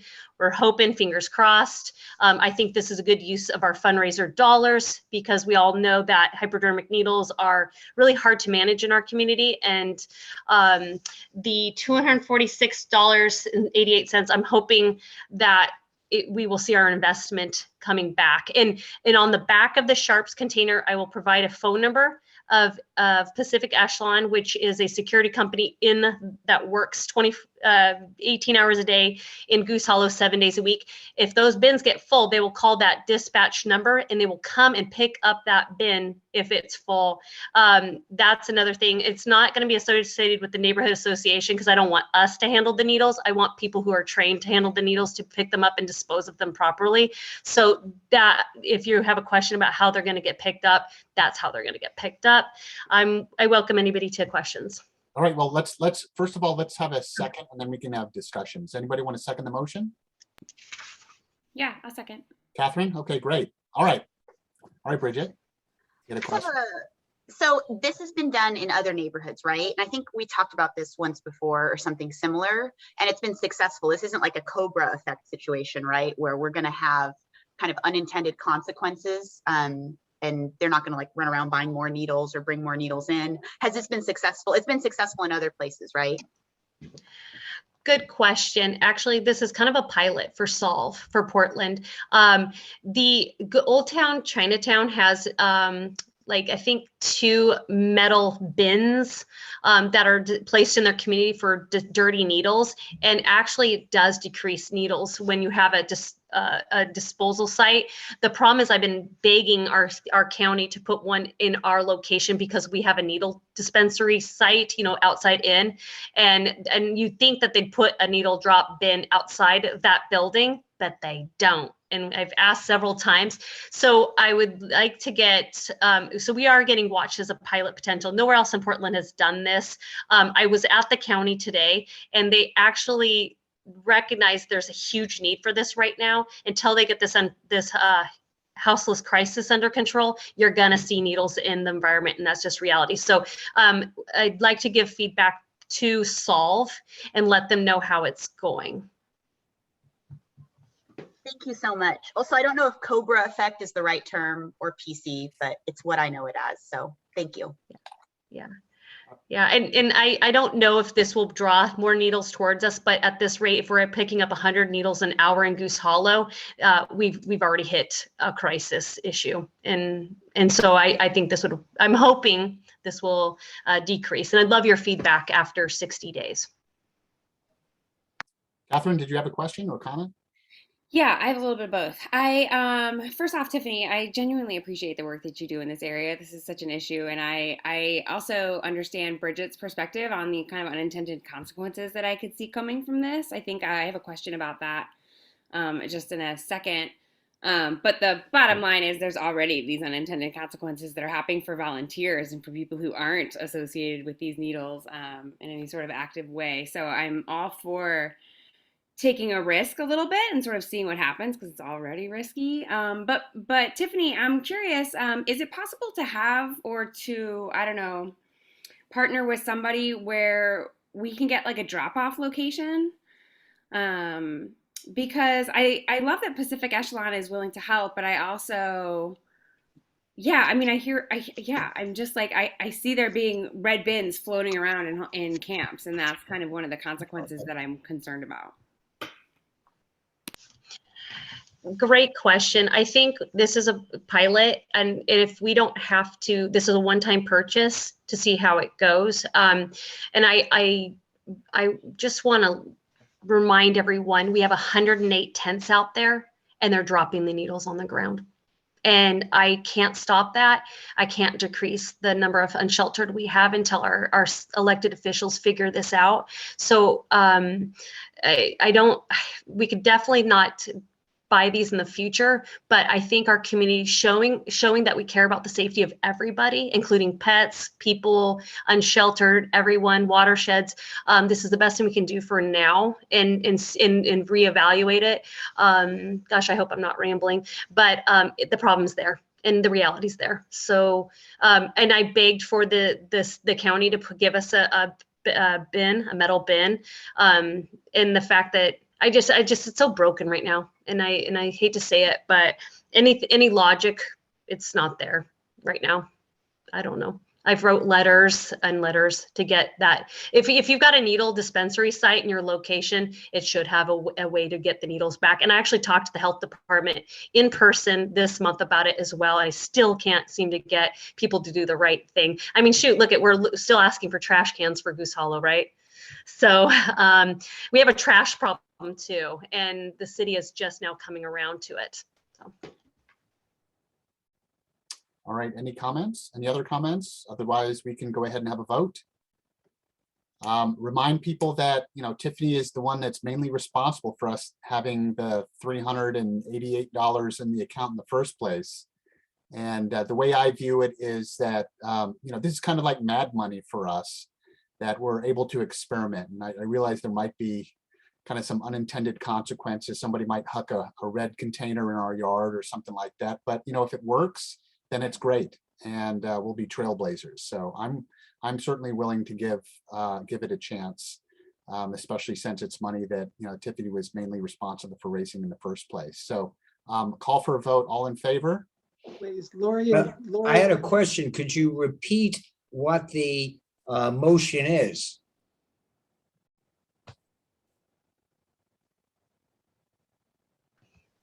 I'll try to be quick. Motion forward to use the Goose Hollow bottle drop funds in a one-time purchase amount of $246.88 from the available bottle drop balance, which is currently $333.40. This $246.88 will go towards purchasing 64 containers at 1 gallon red disposal needle bins that will be purchased and handed out to the unsheltered tents camping within Goose Hollow boundary neighborhood lines. These bins will be stored for up to 60 plus days with the intent of handing out the bins to decrease the environmental and personal harm impact at the street level. Needle bins will have a phone number on the back of Pacific Echelon that is licensed and bonded to dispatch and come by and pick up the needles when they are full and dispose of them at a designated needle drop site in downtown. Thank you. All right, ready to vote? All in favor? Raise your hand or say aye. Eric, your camera is covered, so I can't tell if you're voting. Yes, aye. Aye, okay. It looks to be unanimous. All right, I appreciate it. Thank you, Tiffany. Motion number 2. Good luck, Tiffany. I'm looking forward to hearing about the feedback from that. Thank you. I appreciate everybody. The second motion I would like to put on the table is to approve the Goose Hollow Foothills League treasurer to complete a radio cab application enclosed in the email I sent to the board. The intent of the application of radio cab is to allow radio cab to invoice Goose Hollow Foothills League once a month for providing via approved unsheltered people living within the Goose Hollow neighborhood boundary lines on the streets to a transportation ride to the following areas. Number 1, shelter like Bybee Lakes, Union Gospel Mission, or a temporary warming shelter. provided this winter. Number 2, nearby hospital, Good Samaritan and OHSU. Number 3, if they're in a subacute state, the mental health urgent walk-in clinic with no appointment necessary located at 4212 Southeast Division. The bottle drop funds balance will pay for radio cab invoices. Radio cab services will not be utilized if there are no bottle drop funds available. The motion is for approval to use radio cab transportation only for unsheltered people during winter extreme weather conditions between the months of November 2021 through February 2022. And second, unsheltered people who are not in an active mental health situation or threatening behavior requiring 911. Radio cab will only transport people in subacute situations via their radio cab medical transport van via with plexiglass. Okay, and the reason I put this motion on the table is last February, because of the unsheltered crisis in Goose Hollow, we saw people trapped in the snow. They were not able to get to the warming shelter at the convention center. And I personally was out there trying to get people out of the snow. And in our neighborhood, when we watch people suffering and unable to get public transportation to get to a warming shelter in snow, that's an issue for our neighborhood. I would like to utilize the bottle drop funds to help provide a radio cab fee, which is a one-way ride to a shelter or warming shelter. That can range from anywhere from $10 to $20, maybe $40 if it's Bybee Lakes. I just transported someone to Bybee Lakes the other day from downtown, and it was a little bit about $40. So obviously I can't give you an exact amount because it depends on what street they're on, you know, like a cab fare. But what I do know is it's probably around $20. And I think that that's suitable use of our fundraising dollars to help someone that's trapped on the street to get to where they need to go. And when I see winter hitting us again, I worry that we're going to get people trapped in the snow. There's no winter shelter sites that have been designated yet by the county. So we are now, as a community, having to absorb and do extra efforts in our community, which our city and our county should be doing right now, but they're not doing it yet. And if they do put together a winter advisory plan, I will let you all know first. All right, that's the proposal. Does anybody want to second that? Actually, why not also do it during the summer too? Because we also had that really bad heat wave, and it made it so like mass transit wouldn't run. I remember one of the streetcar lines, like the actual physical line burst, like the electric line, because it was so hot. Michelle, is that you who addressed that? Yes, ma'am. I love what you just said. I cover Goose Hollow and I also cover Old Town Chinatown. And you're right, the bus lines were closed and the MAX lines. And I was personally transporting people via shelter rides through Uber and Lyft to get them connected. And it's sad that the community had to provide for that breakdown in our county services. So that's why I'm putting this proposal on the table today, because I do not want to do what we did over the summer and or winter in February. And by the way, I know that I've communicated my concerns to the MAC Club and the churches in Goose Hollow. They would like to help provide some of these costs too. It's just our neighborhood needs to fill out the paperwork with their nonprofit ID number and build an online account with Radio Cab for billing purposes. And we could probably take donations in. And I just want to guarantee that if there's no money in the account, that means that we can't pay for these services. But if we get donations in, we can definitely help our unsheltered people. And we're not the only neighborhood association that I put this in. I did it first in Old Town Chinatown, and we've already implemented it. This is the bottle drop fund, right? Not the checking. Correct.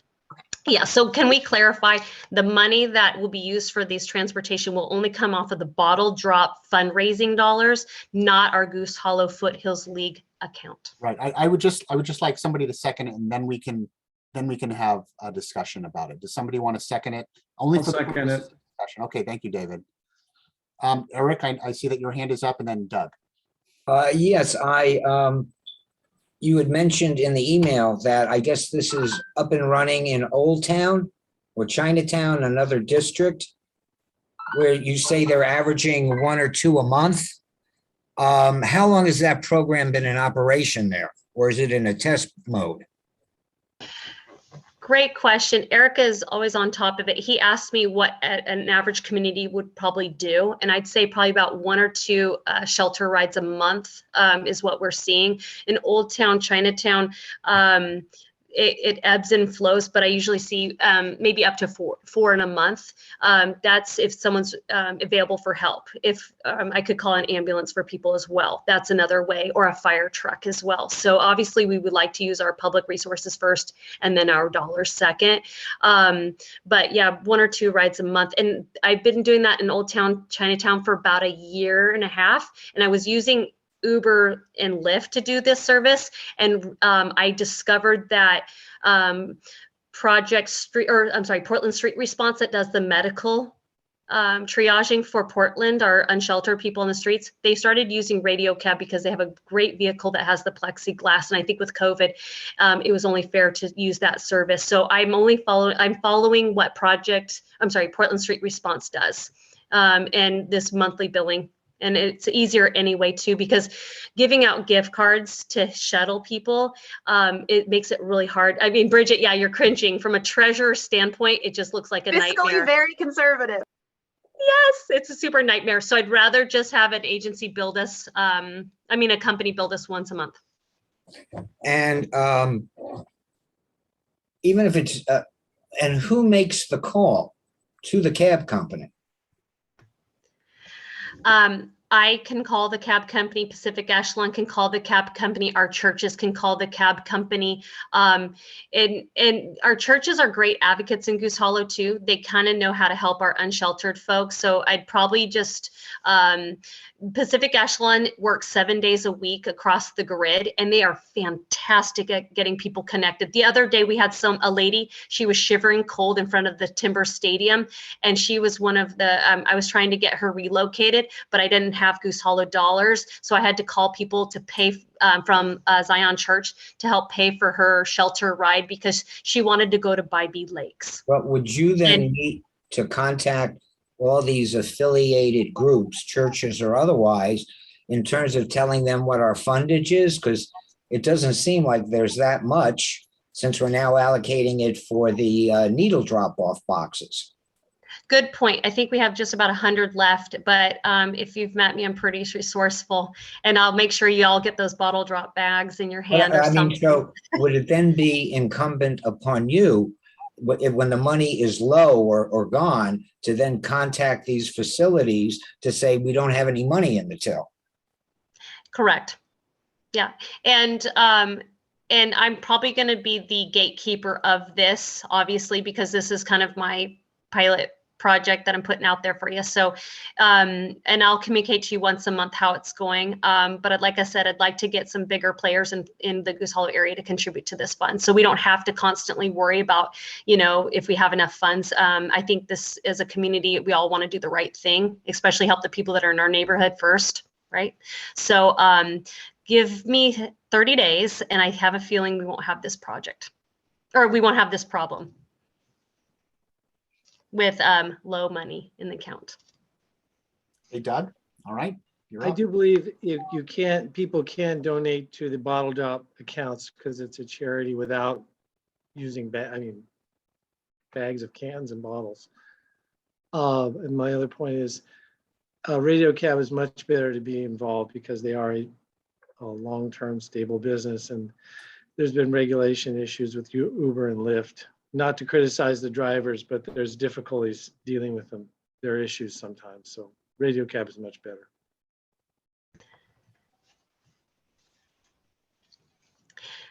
Scott, would it be fair to reassess this pilot? Bring it up at maybe at the December meeting or something like that and see how it's going.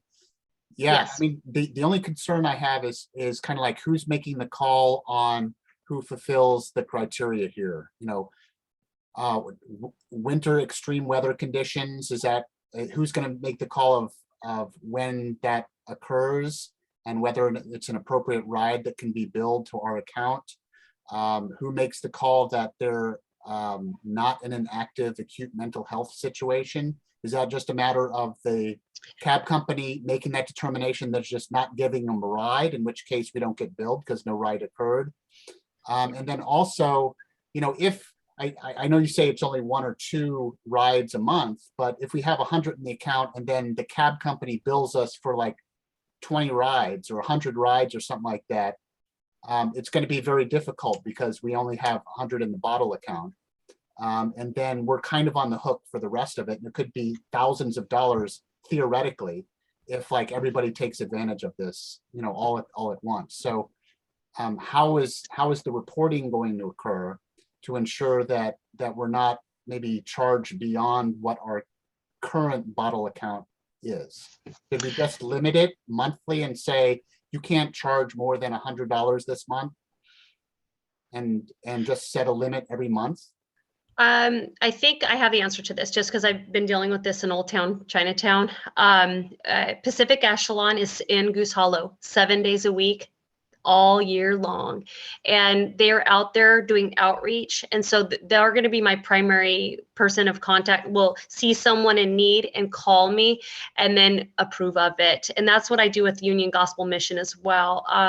Every time we find someone that shows up and needs the help, they call me and we approve the funds for the transaction to take place. So I'm not worried at all that we'll go over that. And I don't want to ever limit ourselves. You know, if you know, I don't want to have like I'm not even worried about this yet. Let's revisit it in 30 days. I've never seen it go over that. And I'm in Old Town Chinatown with 300 tents, and I've never seen 300 people show up and said, I need to be transported somewhere. I'm going to be honest with you, the street, there's a lot of vices on the street that keep people out there, and to get someone off the street, it's actually a beautiful process, but it's really hard. CEIC on the Inner East Side, they only got 1 person off the street in the last 60 days. 1. So I'm just being realistic here. I don't think that people are going to be knocking on our door asking to go to a shelter or a hospital or anything like that. We have to really make sure we advocate for folks. But that's just my 2 cents. But I do agree with you. I don't think we'll overdraft at all. And another thing too is if I do see the cab bill at the end of the month, I probably could divert it from our bottle drop and have one of the churches pay for the bill before it even hits our bottle drop money. Okay. So are you amending your motion to kind of a temporary one? We'll look at it again, maybe in December or possibly January or something a little bit later, and then maybe formalizing for a longer period of time, or do you just want to jump headlong into it? how does everyone feel? I think we should jump headlong into it with the report in 30 days. I mean, it's an experiment. Tiffany's not worried about the money. She has fundraising prowess. I think we should go for it. Totally agree. All right. Let's just make that 60 days since 30 days is the annual meeting, and that might be inappropriate. So we'll talk about in December if that's okay with everybody. Oh, and Vadim? Yeah, Tiffany, you might have mentioned this, and if I missed it, sorry, but like, does the radio cab offer like a discount for those trips? They don't. I wish they did. But I have to say they do such a good job of handling folks with a lot of issues, if that makes sense. I think they're seasoned in this kind of work. So if anything, they might charge a little bit slightly more for the medical transport van if there's an issue. I found that Uber, Lyft, when they pulled up, and if there was someone that, you know, may looked a little bit more disheveled, they were less inclined to put them in the car without the plexiglass. So I think there's like they mentioned to me like a $5 extra charge for the van that has the plexiglass. So I'll make sure that happens. It might be worth looking into, because this sounds very exciting. So I was doing like a little research online, and it looks like in Salem, Yellow Cab does this for free, just the cab itself. I don't know whether they get publicity or not, but they just offer those kind of rides in winter months to shelters. And in the past, Radio Cab and others have offered free rides to people coming home late at night, so they're not driving drunk from bars. And they gave $20 off for people that are coming or going home from bars. So if we can get a discount on top of it all, that'd be really great. Not putting more work on your plate, but maybe you can finagle something. Hey, Vadim, I like that. See, this is why we're a great community. When we get that radio cab paperwork filled out by the treasurer, I'll ask the office over at Radio Cab if they can. With the personal credit card from the treasurer. All right, I think we're ready to vote. All in favor of Tiffany's motion, raise your hands. Eric, does that mean you're raising your hand? No, I'm abstaining. Abstaining, okay. All right. I know where you live, Eric. I'll come find you later and I'll collect money. I figured that'd be happening. All right, thank you. Is that it, Tiffany? That is, thank you, everyone. All right, it's 8:58. Man, we got 2 minutes to go through about 400 minutes worth of material. So Stadium Oversight Committee, Jerry, if you can just say that nothing's happened and we can move on if that's true. Actually not true. The Stadium Oversight Committee met last week. Rachel has been as the at-large member of the Stadium Oversight Committee. Parking was, of course, the major topic of discussion. To this point, mid-season, parking impact is not as great as it has been in seasons past, but then neither is attendance. The mode split is also off. The TriMet has not added the promised max trains. Good parking is still Good Sam parking is still hanging fire. There are legal documents apparently that have not been done yet. But it's still on and probably will be online before the end of the season. We don't have any current information on parking enforcement, but anecdotally, it doesn't seem like the parking enforcement that we've been promised is actually happening. That's it. All right, thank you, Jerry. All right, moving to planning and zoning. First of all, any questions for Jerry? No, okay, we'll move on. Planning and zoning, it's really just one issue, and it's the Block 7 Madeira, Maine project. As you probably know, the project has been approved by Design Commission.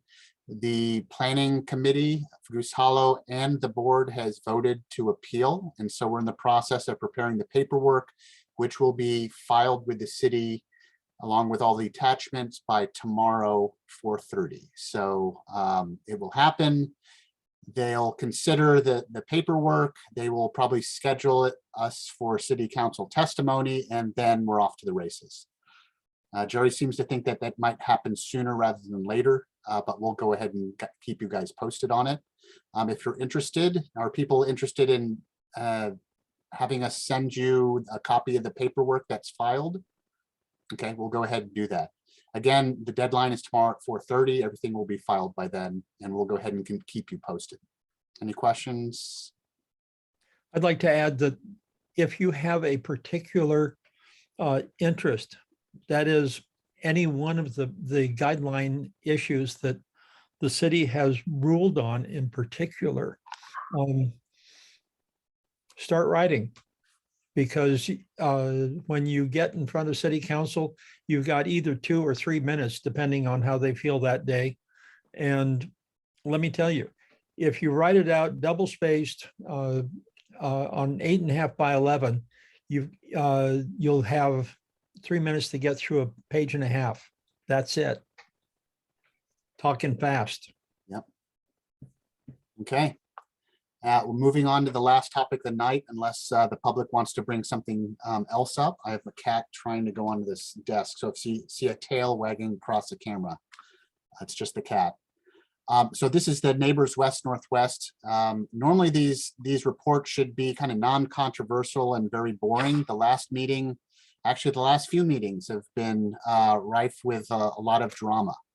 I went to the July meeting. I had conflicts with the next 2 months. And so Tiffany took my place in the August meeting, Vadim in the September meeting. And I think I'm quoting you both correctly in saying that you never want to attend another Neighbors West West meeting again. Is that true?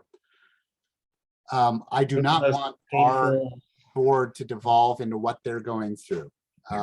They're just unable to accomplish any of the tasks that they're setting their mind to. They're just arguing amongst themselves. So the latest issue is this, and this is what I'm going to be reporting on, and it involves Alan, who is on the line here. A motion was made by the head of the Pearl District Neighborhood Association to stop doing business. I believe that's what it is. Stop doing business with Alan Clausen for making first reporting issues that were discussed in executive session, which they felt should have been kept confidential. And second, making one of the employees of Neighbors West Northwest feel very, very uncomfortable. And so the board is discussing this as an employment and legal issue that they could possibly be liable for. And so they're treating it as such. And the motion was to basically exclude Alan from attending the meetings. They're hoping that that would possibly that would fix the problem. I know Eric has his hand up, and I was hoping that he would go ahead and report on any additional issues. Eric, go ahead. Thank you. I've been going to Neighbors West Northwest meetings for close to 6 years. I was the representative for about 3. They're a very undemocratic small d organization, and this goes back quite a few number of years. The problem that I see, and it's several fold, and I'll briefly touch on Steve, who's the NWDA board member. He asked a lot of questions, as did the former rep from the Downtown Neighborhood Association, as did I, as did Roger, as did Tracy, as did Cal, Michael Mahaffey, Mark Velke, who were all previous board members of the GHFL board. They do not like people to ask questions. They have a lot of problems in terms of the direction that they want to go. And it seems that the staff, particularly Mark Sieber, thinks that he's the one who's in charge of everything, as opposed to being an employee. We can get into the information with Steve at some other meeting, but to deal with the issue at hand with Alan, and I did send out information to everyone yesterday to perhaps read the Northwest Examiner articles, as well as what my proposed motion is. The information first is NWNW, or Mark Sieber, constantly says that they are a private group. They are not. That was adjudicated, I believe, in 2007 with a Oregon State court ruling dealing with, I guess it was Prosper Portland at the time, now it's Venture Portland, where it was acknowledged that they're getting public funds. They have to report to the city council. We also are under, or ONI, we're also under the Oregon state statutes. So that being the case, they are saying that Alan, when they were in executive session, reported on issues that he was not allowed to. Now, if you look at the ONI or OCL standards, it says there that when there's an executive meeting, no information is allowed to be reported outside of it. If you look at the Oregon state statute 65 3.something, when that meeting, an executive session is held, number one, it can only deal with either a specific issue or issues. If anything outside of those issues are discussed, they're allowed to be reported on. And also at the beginning of that meeting, it must be said what can be reported on or not reported on. If they do not say you cannot report on anything, then everything can be reported on. Now, in the time that I've been on the NWNW board, in executive session, they don't follow any of that. They tend to make these things up as they go along. What happened with the resolution, and I'm not going to read it, I sent a copy to everyone, but what it came down to is they want to ban Alan effective immediately from attending NWNW meetings and to no longer do business with him. They amended that at the end. In fact, I wanted to ask Scott, you voted no on that amendment. And I'd like to ask you, what was your motivation for voting no?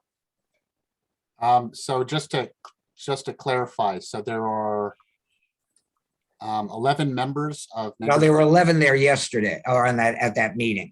There were 12. The only people that voted no on the motion was Steve from the Northwest District Association and me. Everybody else voted to accept the motion to exclude Alan from the meetings. My thinking is that it sets a terrible precedent. That the press, especially Alan, is basically just someone who sits and listens and then later reports on it, which is a very important function. And if he did violate the standards, that's just arguable, but I don't think that is reason to exclude the press from an important situation. All right. Well, as I say, I believe they were going to be taking an illegal action. So what I would like to do today, because right now it's in abeyance because they say pending potential mediation and resolution with Mr. Clausen. So what could very easily occur, whether it's at their November, December, January meeting, they tend to move like molasses, kicking things down the road, that they could rescind that and then vote on the resolution to ban Alan and to no longer do business with him. So I just want to read my motion and hopefully get a second. It can be discussed and then we can vote on it. The GHFL board does not support the amended, and it's the red highlighted area on the attachment that I just read. NWNW resolution passed on 10/13/21 with regard to Alan Clausen and the Northwest Examiner. The GHFL rep voted nay. In the event that the NWNW resolution goes back to its original form of barring Alan Clausen from attending NWNW meetings and from NWNW doing business with the Northwest Examiner, the voting GHFL representative at that NWNW meeting will vote nay on that resolution. The GHFL believes in freedom of the press and First Amendment rights. That's the motion. Somebody want to second that motion? Maybe more discussion. Bridget, you have your hand up. Yeah. So I just want to make sure I'm understanding. And again, that doesn't mean I want to hear rattled off about bylaws. I don't want to get in the weeds here. You guys know how I feel about this, and I've been the victim of this stuff. Can I ask Alan questions, or is that not allowed? No. Alan, are you willing to answer some questions? Yeah, sure. Okay. Hey, Alan. So it sounds like there was some issue with executive. They're upset that you shared something or did something. Did you assume responsibility, or did you address the issue? And did they acknowledge that at all, or? No one asked me anything about that. I wrote in the September story about this. I didn't hide anything. I wrote 2 sentences that they had called an executive session for an illegitimate purpose, not to get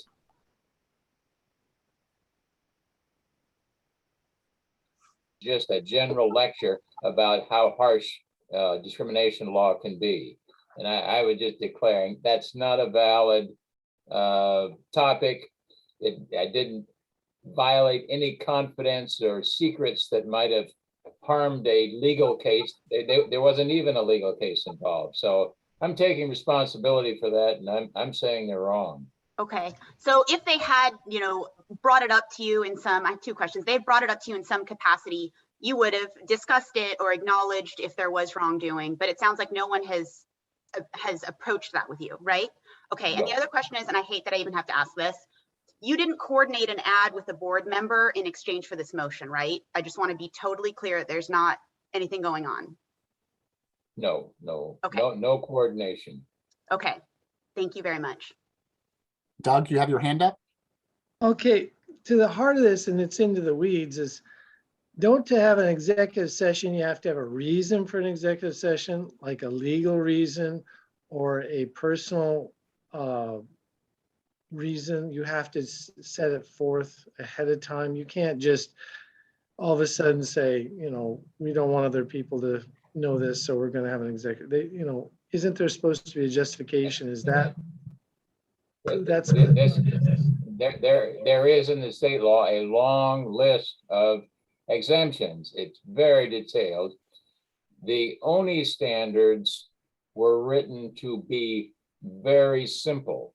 And so they list just a few things and they eliminate all of the nuances that could hold an organization responsible.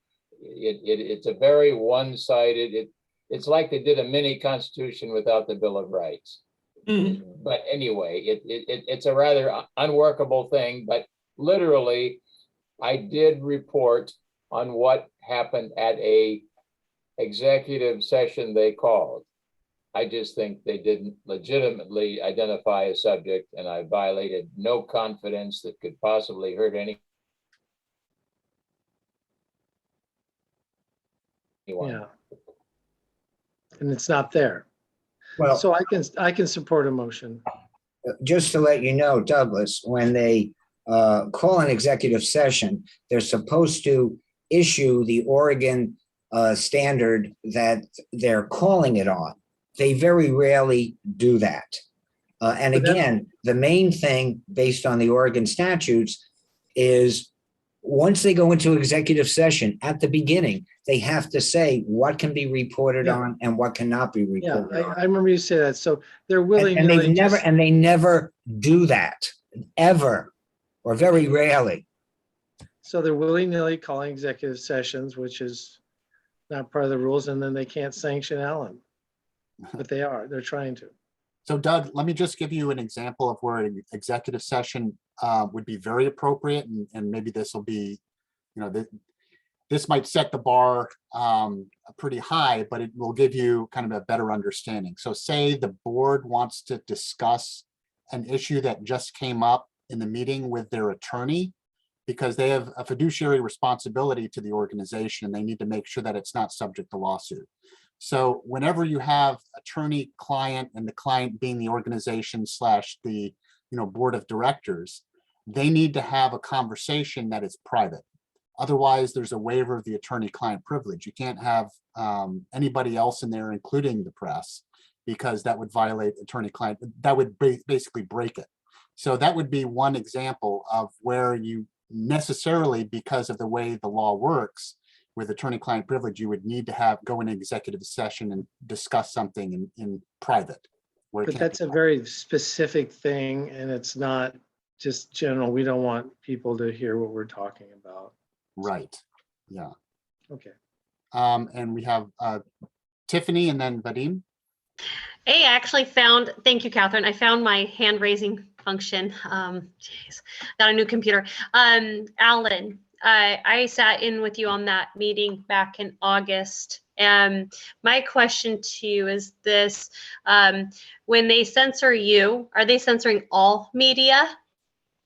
Number one, or just you, singling you out? Just you. And then I was in on that August session where we went into executive.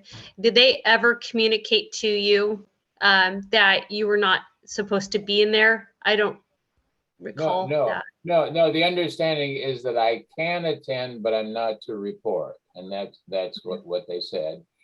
And as soon as they began, I put a comment in chat saying, this isn't a legitimate cause for an executive session. They ignored that. Yeah, and just as clarification, I was a stand-in to Scott as the second for the NWNW. I was in on that one. I do remember your comment when you put that on there. I honestly didn't even know why we were going into executive session. No one told us why we were going into executive session. I didn't understand what was happening in the executive session. And then I walked away wondering what in the world was going on. So, and then I reached out to Scott to say, hey, I don't know what's happening over there. So I think that, and I'm sure Vadim probably felt the same way when he stood in for September, that there was a lot of things happening and we just didn't know what was happening. So I walked away feeling bewildered as well. So, and that was my honest interpretation. Is that fair to say, Scott? I hadn't a clue. Well, that was your feeling, and also the "don't put me in, coach" feeling that you had. Yes, afterwards. Yeah, definitely. Vadim? Yeah, I echo what Tiffany said. It was a very surreal meeting that I went to where nobody could say what they were talking about, but they all wanted to say something which they couldn't say because nobody could understand what was going on. But the gist of my question now, I'm trying to, and I agree with what Alan said, and I think what the gist of this is that people use executive session as a way to hide stuff rather than what it's intended to actually be used for. And so I've been to meetings likewise where people are like, it's executive session, no one talk about it. And then they go into things that they prefer that the public not know about. And that's not the intent, especially with organizations such as Neighbors West Northwest, that is contracted with Civic Life in order to have open meetings and support open meetings by neighborhood associations. So now that I've said that and gotten off my high horse, I do want to go through the wording of this so I understand exactly what we're voting on. So it says the GHFL board, which is us, does not support the amended red highlighted area in the attachment. And so when I go to the attachment, the red highlighted area says effective immediately, and then there's some blue highlighted stuff. Both actions pending potential mediation and resolution with Mr. Clausen. What it would be is Alan Clausen is not welcome to attend meetings of NWNW board and will be barred from doing so effective immediately. And further, NWNW will cease doing business with the Northwest Examiner. That was in the original resolution. Then they added both actions pending potential mediation and resolution with Mr. Clausen. That was passed by a 9-2 vote. So my resolution, and you can take out now the red highlighted area because you all have copies of it. So the motion would be the GHFL board does not support the amended NWNW resolution passed on 10/13/21 with regard to Alan Clausen and the NW Examiner. You can put in the GHFL rep voted nay. That's not necessarily important. It's on the record. In the event that the NWNW resolution goes back to its original form, which is highly likely with that board, barring Alan Clausen from attending NWNW meetings and from NWNW doing business with the Northwest Examiner, the voting GHFL representative at that NWNW meeting will vote nay on that resolution.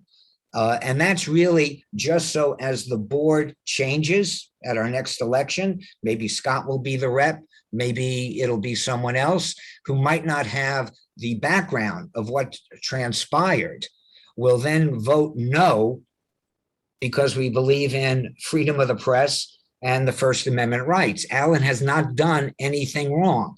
And trust me, the GHFL board, and I think even Scott can attest to this, based on probably speaking to Tracy when she went to these meetings, that it was horrendous. They wanted to disenfranchise Goose Hollow Foothills League. And we were very willing to be disenfranchised as long as we were going to still get money to keep up our computers and everything else.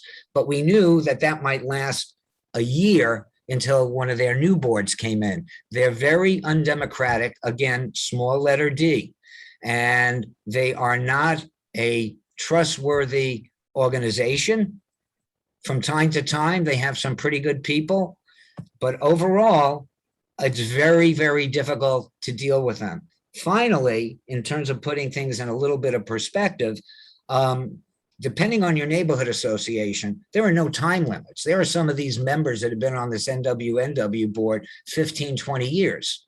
We will constantly bring people in, bring people out. When they were coming after GHFL, we had 3 to 5 other members just come to the meeting to give a show of support as they just harangued us. So everything Alan is doing is legitimate. If they were to tell him at the beginning of an executive session that you're not allowed to report on it, he might have an issue that it shouldn't be an executive session.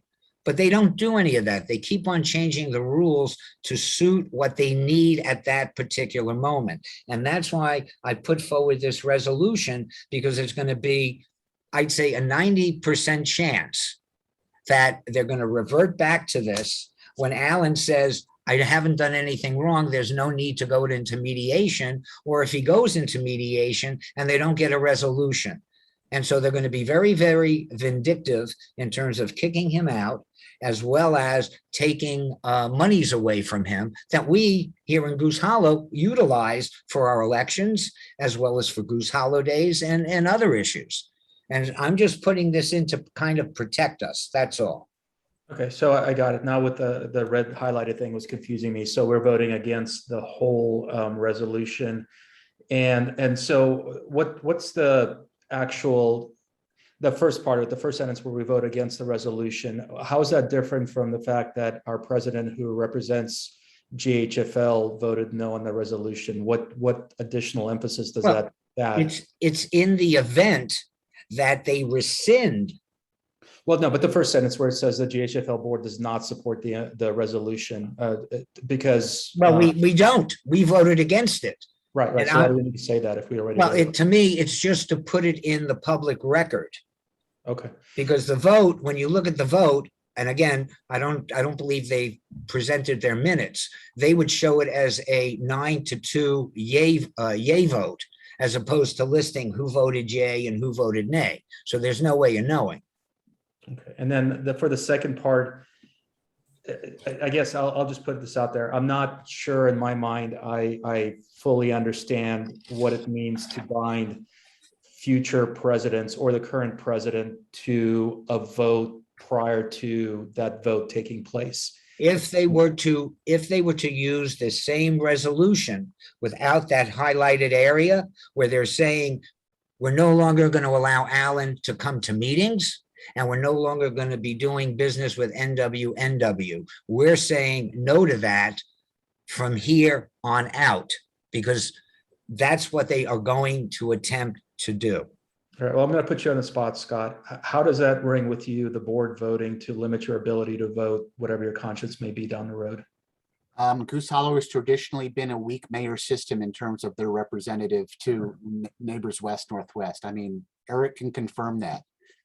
They've been very clear for as long as I've been involved in the board that no person can take action in any vote at Neighbors West Northwest without approval of the board in advance, which makes it very difficult, as you can imagine, for me to represent anybody's interests or anybody, because they're going to have votes come up, and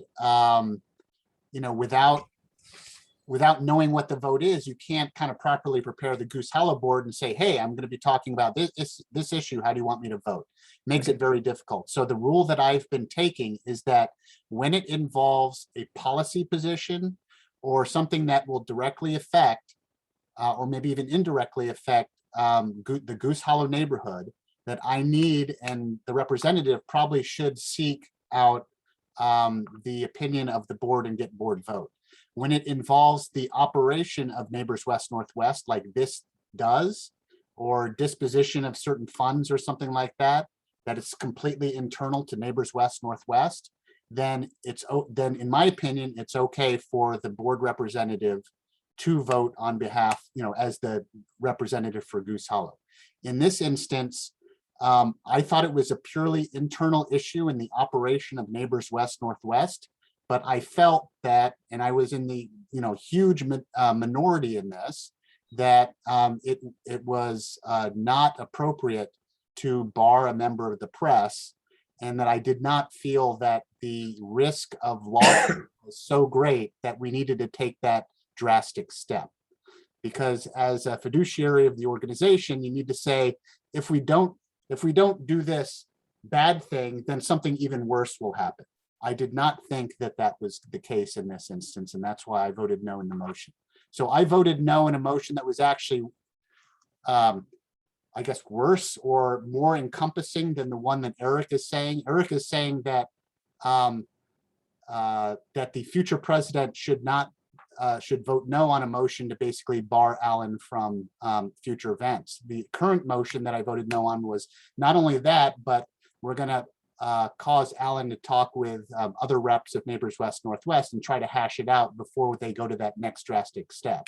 So from my standpoint, if I'm still the rep, and unless I change my mind, I would still vote no on that. I think what Eric is asking is that we have something more binding from this board and more on the record, so that if I just happen to get hit by a bus or there's a new representative, that representative is bound by this particular vote to vote no on the next motion that comes across at Neighbors West Northwest. Well, that's pretty much the case. It's as I say, it's also the fact that, again, freedom of the press, First Amendment rights. He hasn't done anything incorrect. And the other thing is, even when they did this vote, I would have been one of the individuals, if I was on the board at the time, to say, I need to go back to my neighborhood association to discuss this, to see how they feel. The vast majority of their board members would have then turned around and said, oh no, that's why we're here.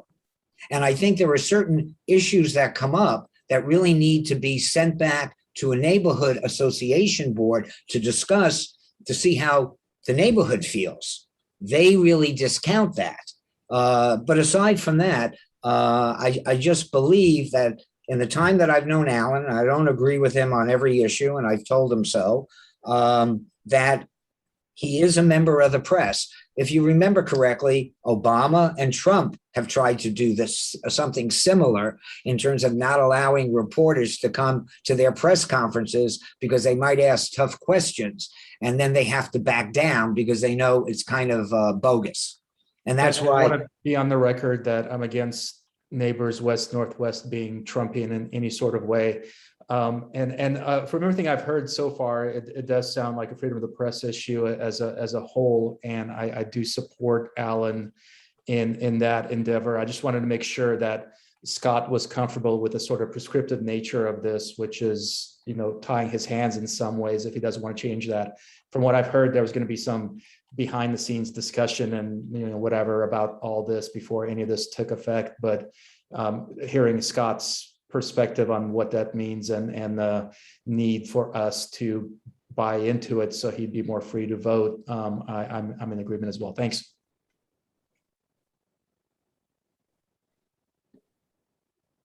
Thank you.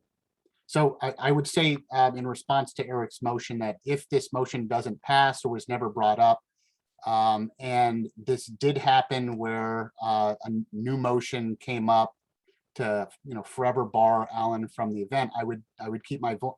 I would still vote no. So it would be basically the same result unless I found out some new information that I didn't learn before. So I don't think this changes much if I'm the rep, but we can go ahead and vote on it. Is this probably enough? It's already passed, or it is 9:30, 2.5-hour meeting. Congratulations, everyone. I don't think, Eric, that I've heard a second for your motion. Does somebody want to second the motion? No, I believe it was seconded, and that's why we had the discussion.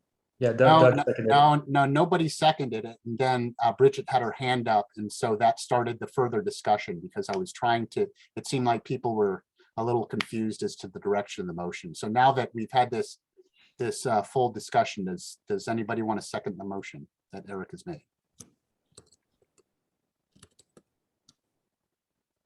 I'll second Okay, Doug. in honor of the long discussion. Okay. All in favor of the motion, raise your hand.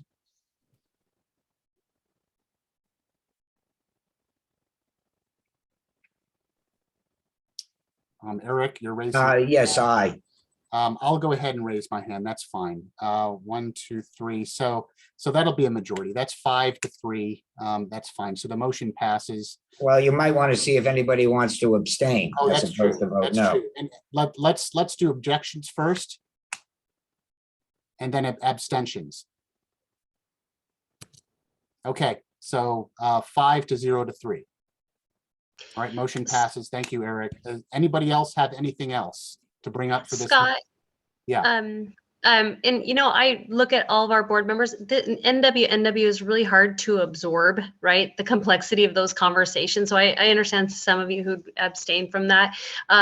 My question, Scott, is, forgive me. I know that Tracy Prince, I think about a year ago, mentioned that she would stay with the Goose Hollow Foothills League in terms of a position of vision for Goose Hollow, right? At NWNW. Is she still doing that? She hasn't mentioned to me that they've had a meeting recently. Recently. Okay. So I guess so. I can ask her, but I don't believe so right now. I mean, everything honestly has come to a complete halt with this issue with Steve Pinger from Northwest District Association, and now with Alan, and we were going through a visioning, long-term vision plan, and that stopped. And so I honestly, I don't know what's happening. The reason I bring that up is because I really appreciated Tracy Cook's long-term experience with Goose Hollow Foothills League and the relationship of NWNW, because at the end of the day, we care about our neighborhood and we want to make sure we're represented at NWNW the way we feel in our community, right? And she had that long-term vision piece. I just didn't understand exactly her role and if she was recently a part of that. I know she went to didn't she go to the retreat, I think, where they talked about long-term vision? Well, she did when she was still president, I believe. I don't think she did it after that. But she hasn't done anything with NWNW since her I really discontinued. No, I don't think so. How she's been involved, since she's involved in, highly involved in getting proper land acknowledgement statements done across the city. And everybody seems to have it wrong that she's being asked by all these different organizations, or at least inserting herself in the conversation just to make sure that they get it right. And that was one of the things that Neighbors West, Northwest, maybe came up with on their own that was incorrect, that Tracy objected to. And she has a lot of relationships in the Native American community, and so would know. She probably knows more than she's one of the top 1 or 2 people in the state that know more about land acknowledgements than anybody. And I value her insight in this because we have to preserve what we stand for in our community. And I remember her saying something about that too, where she actually corrected NWNW, if I recall.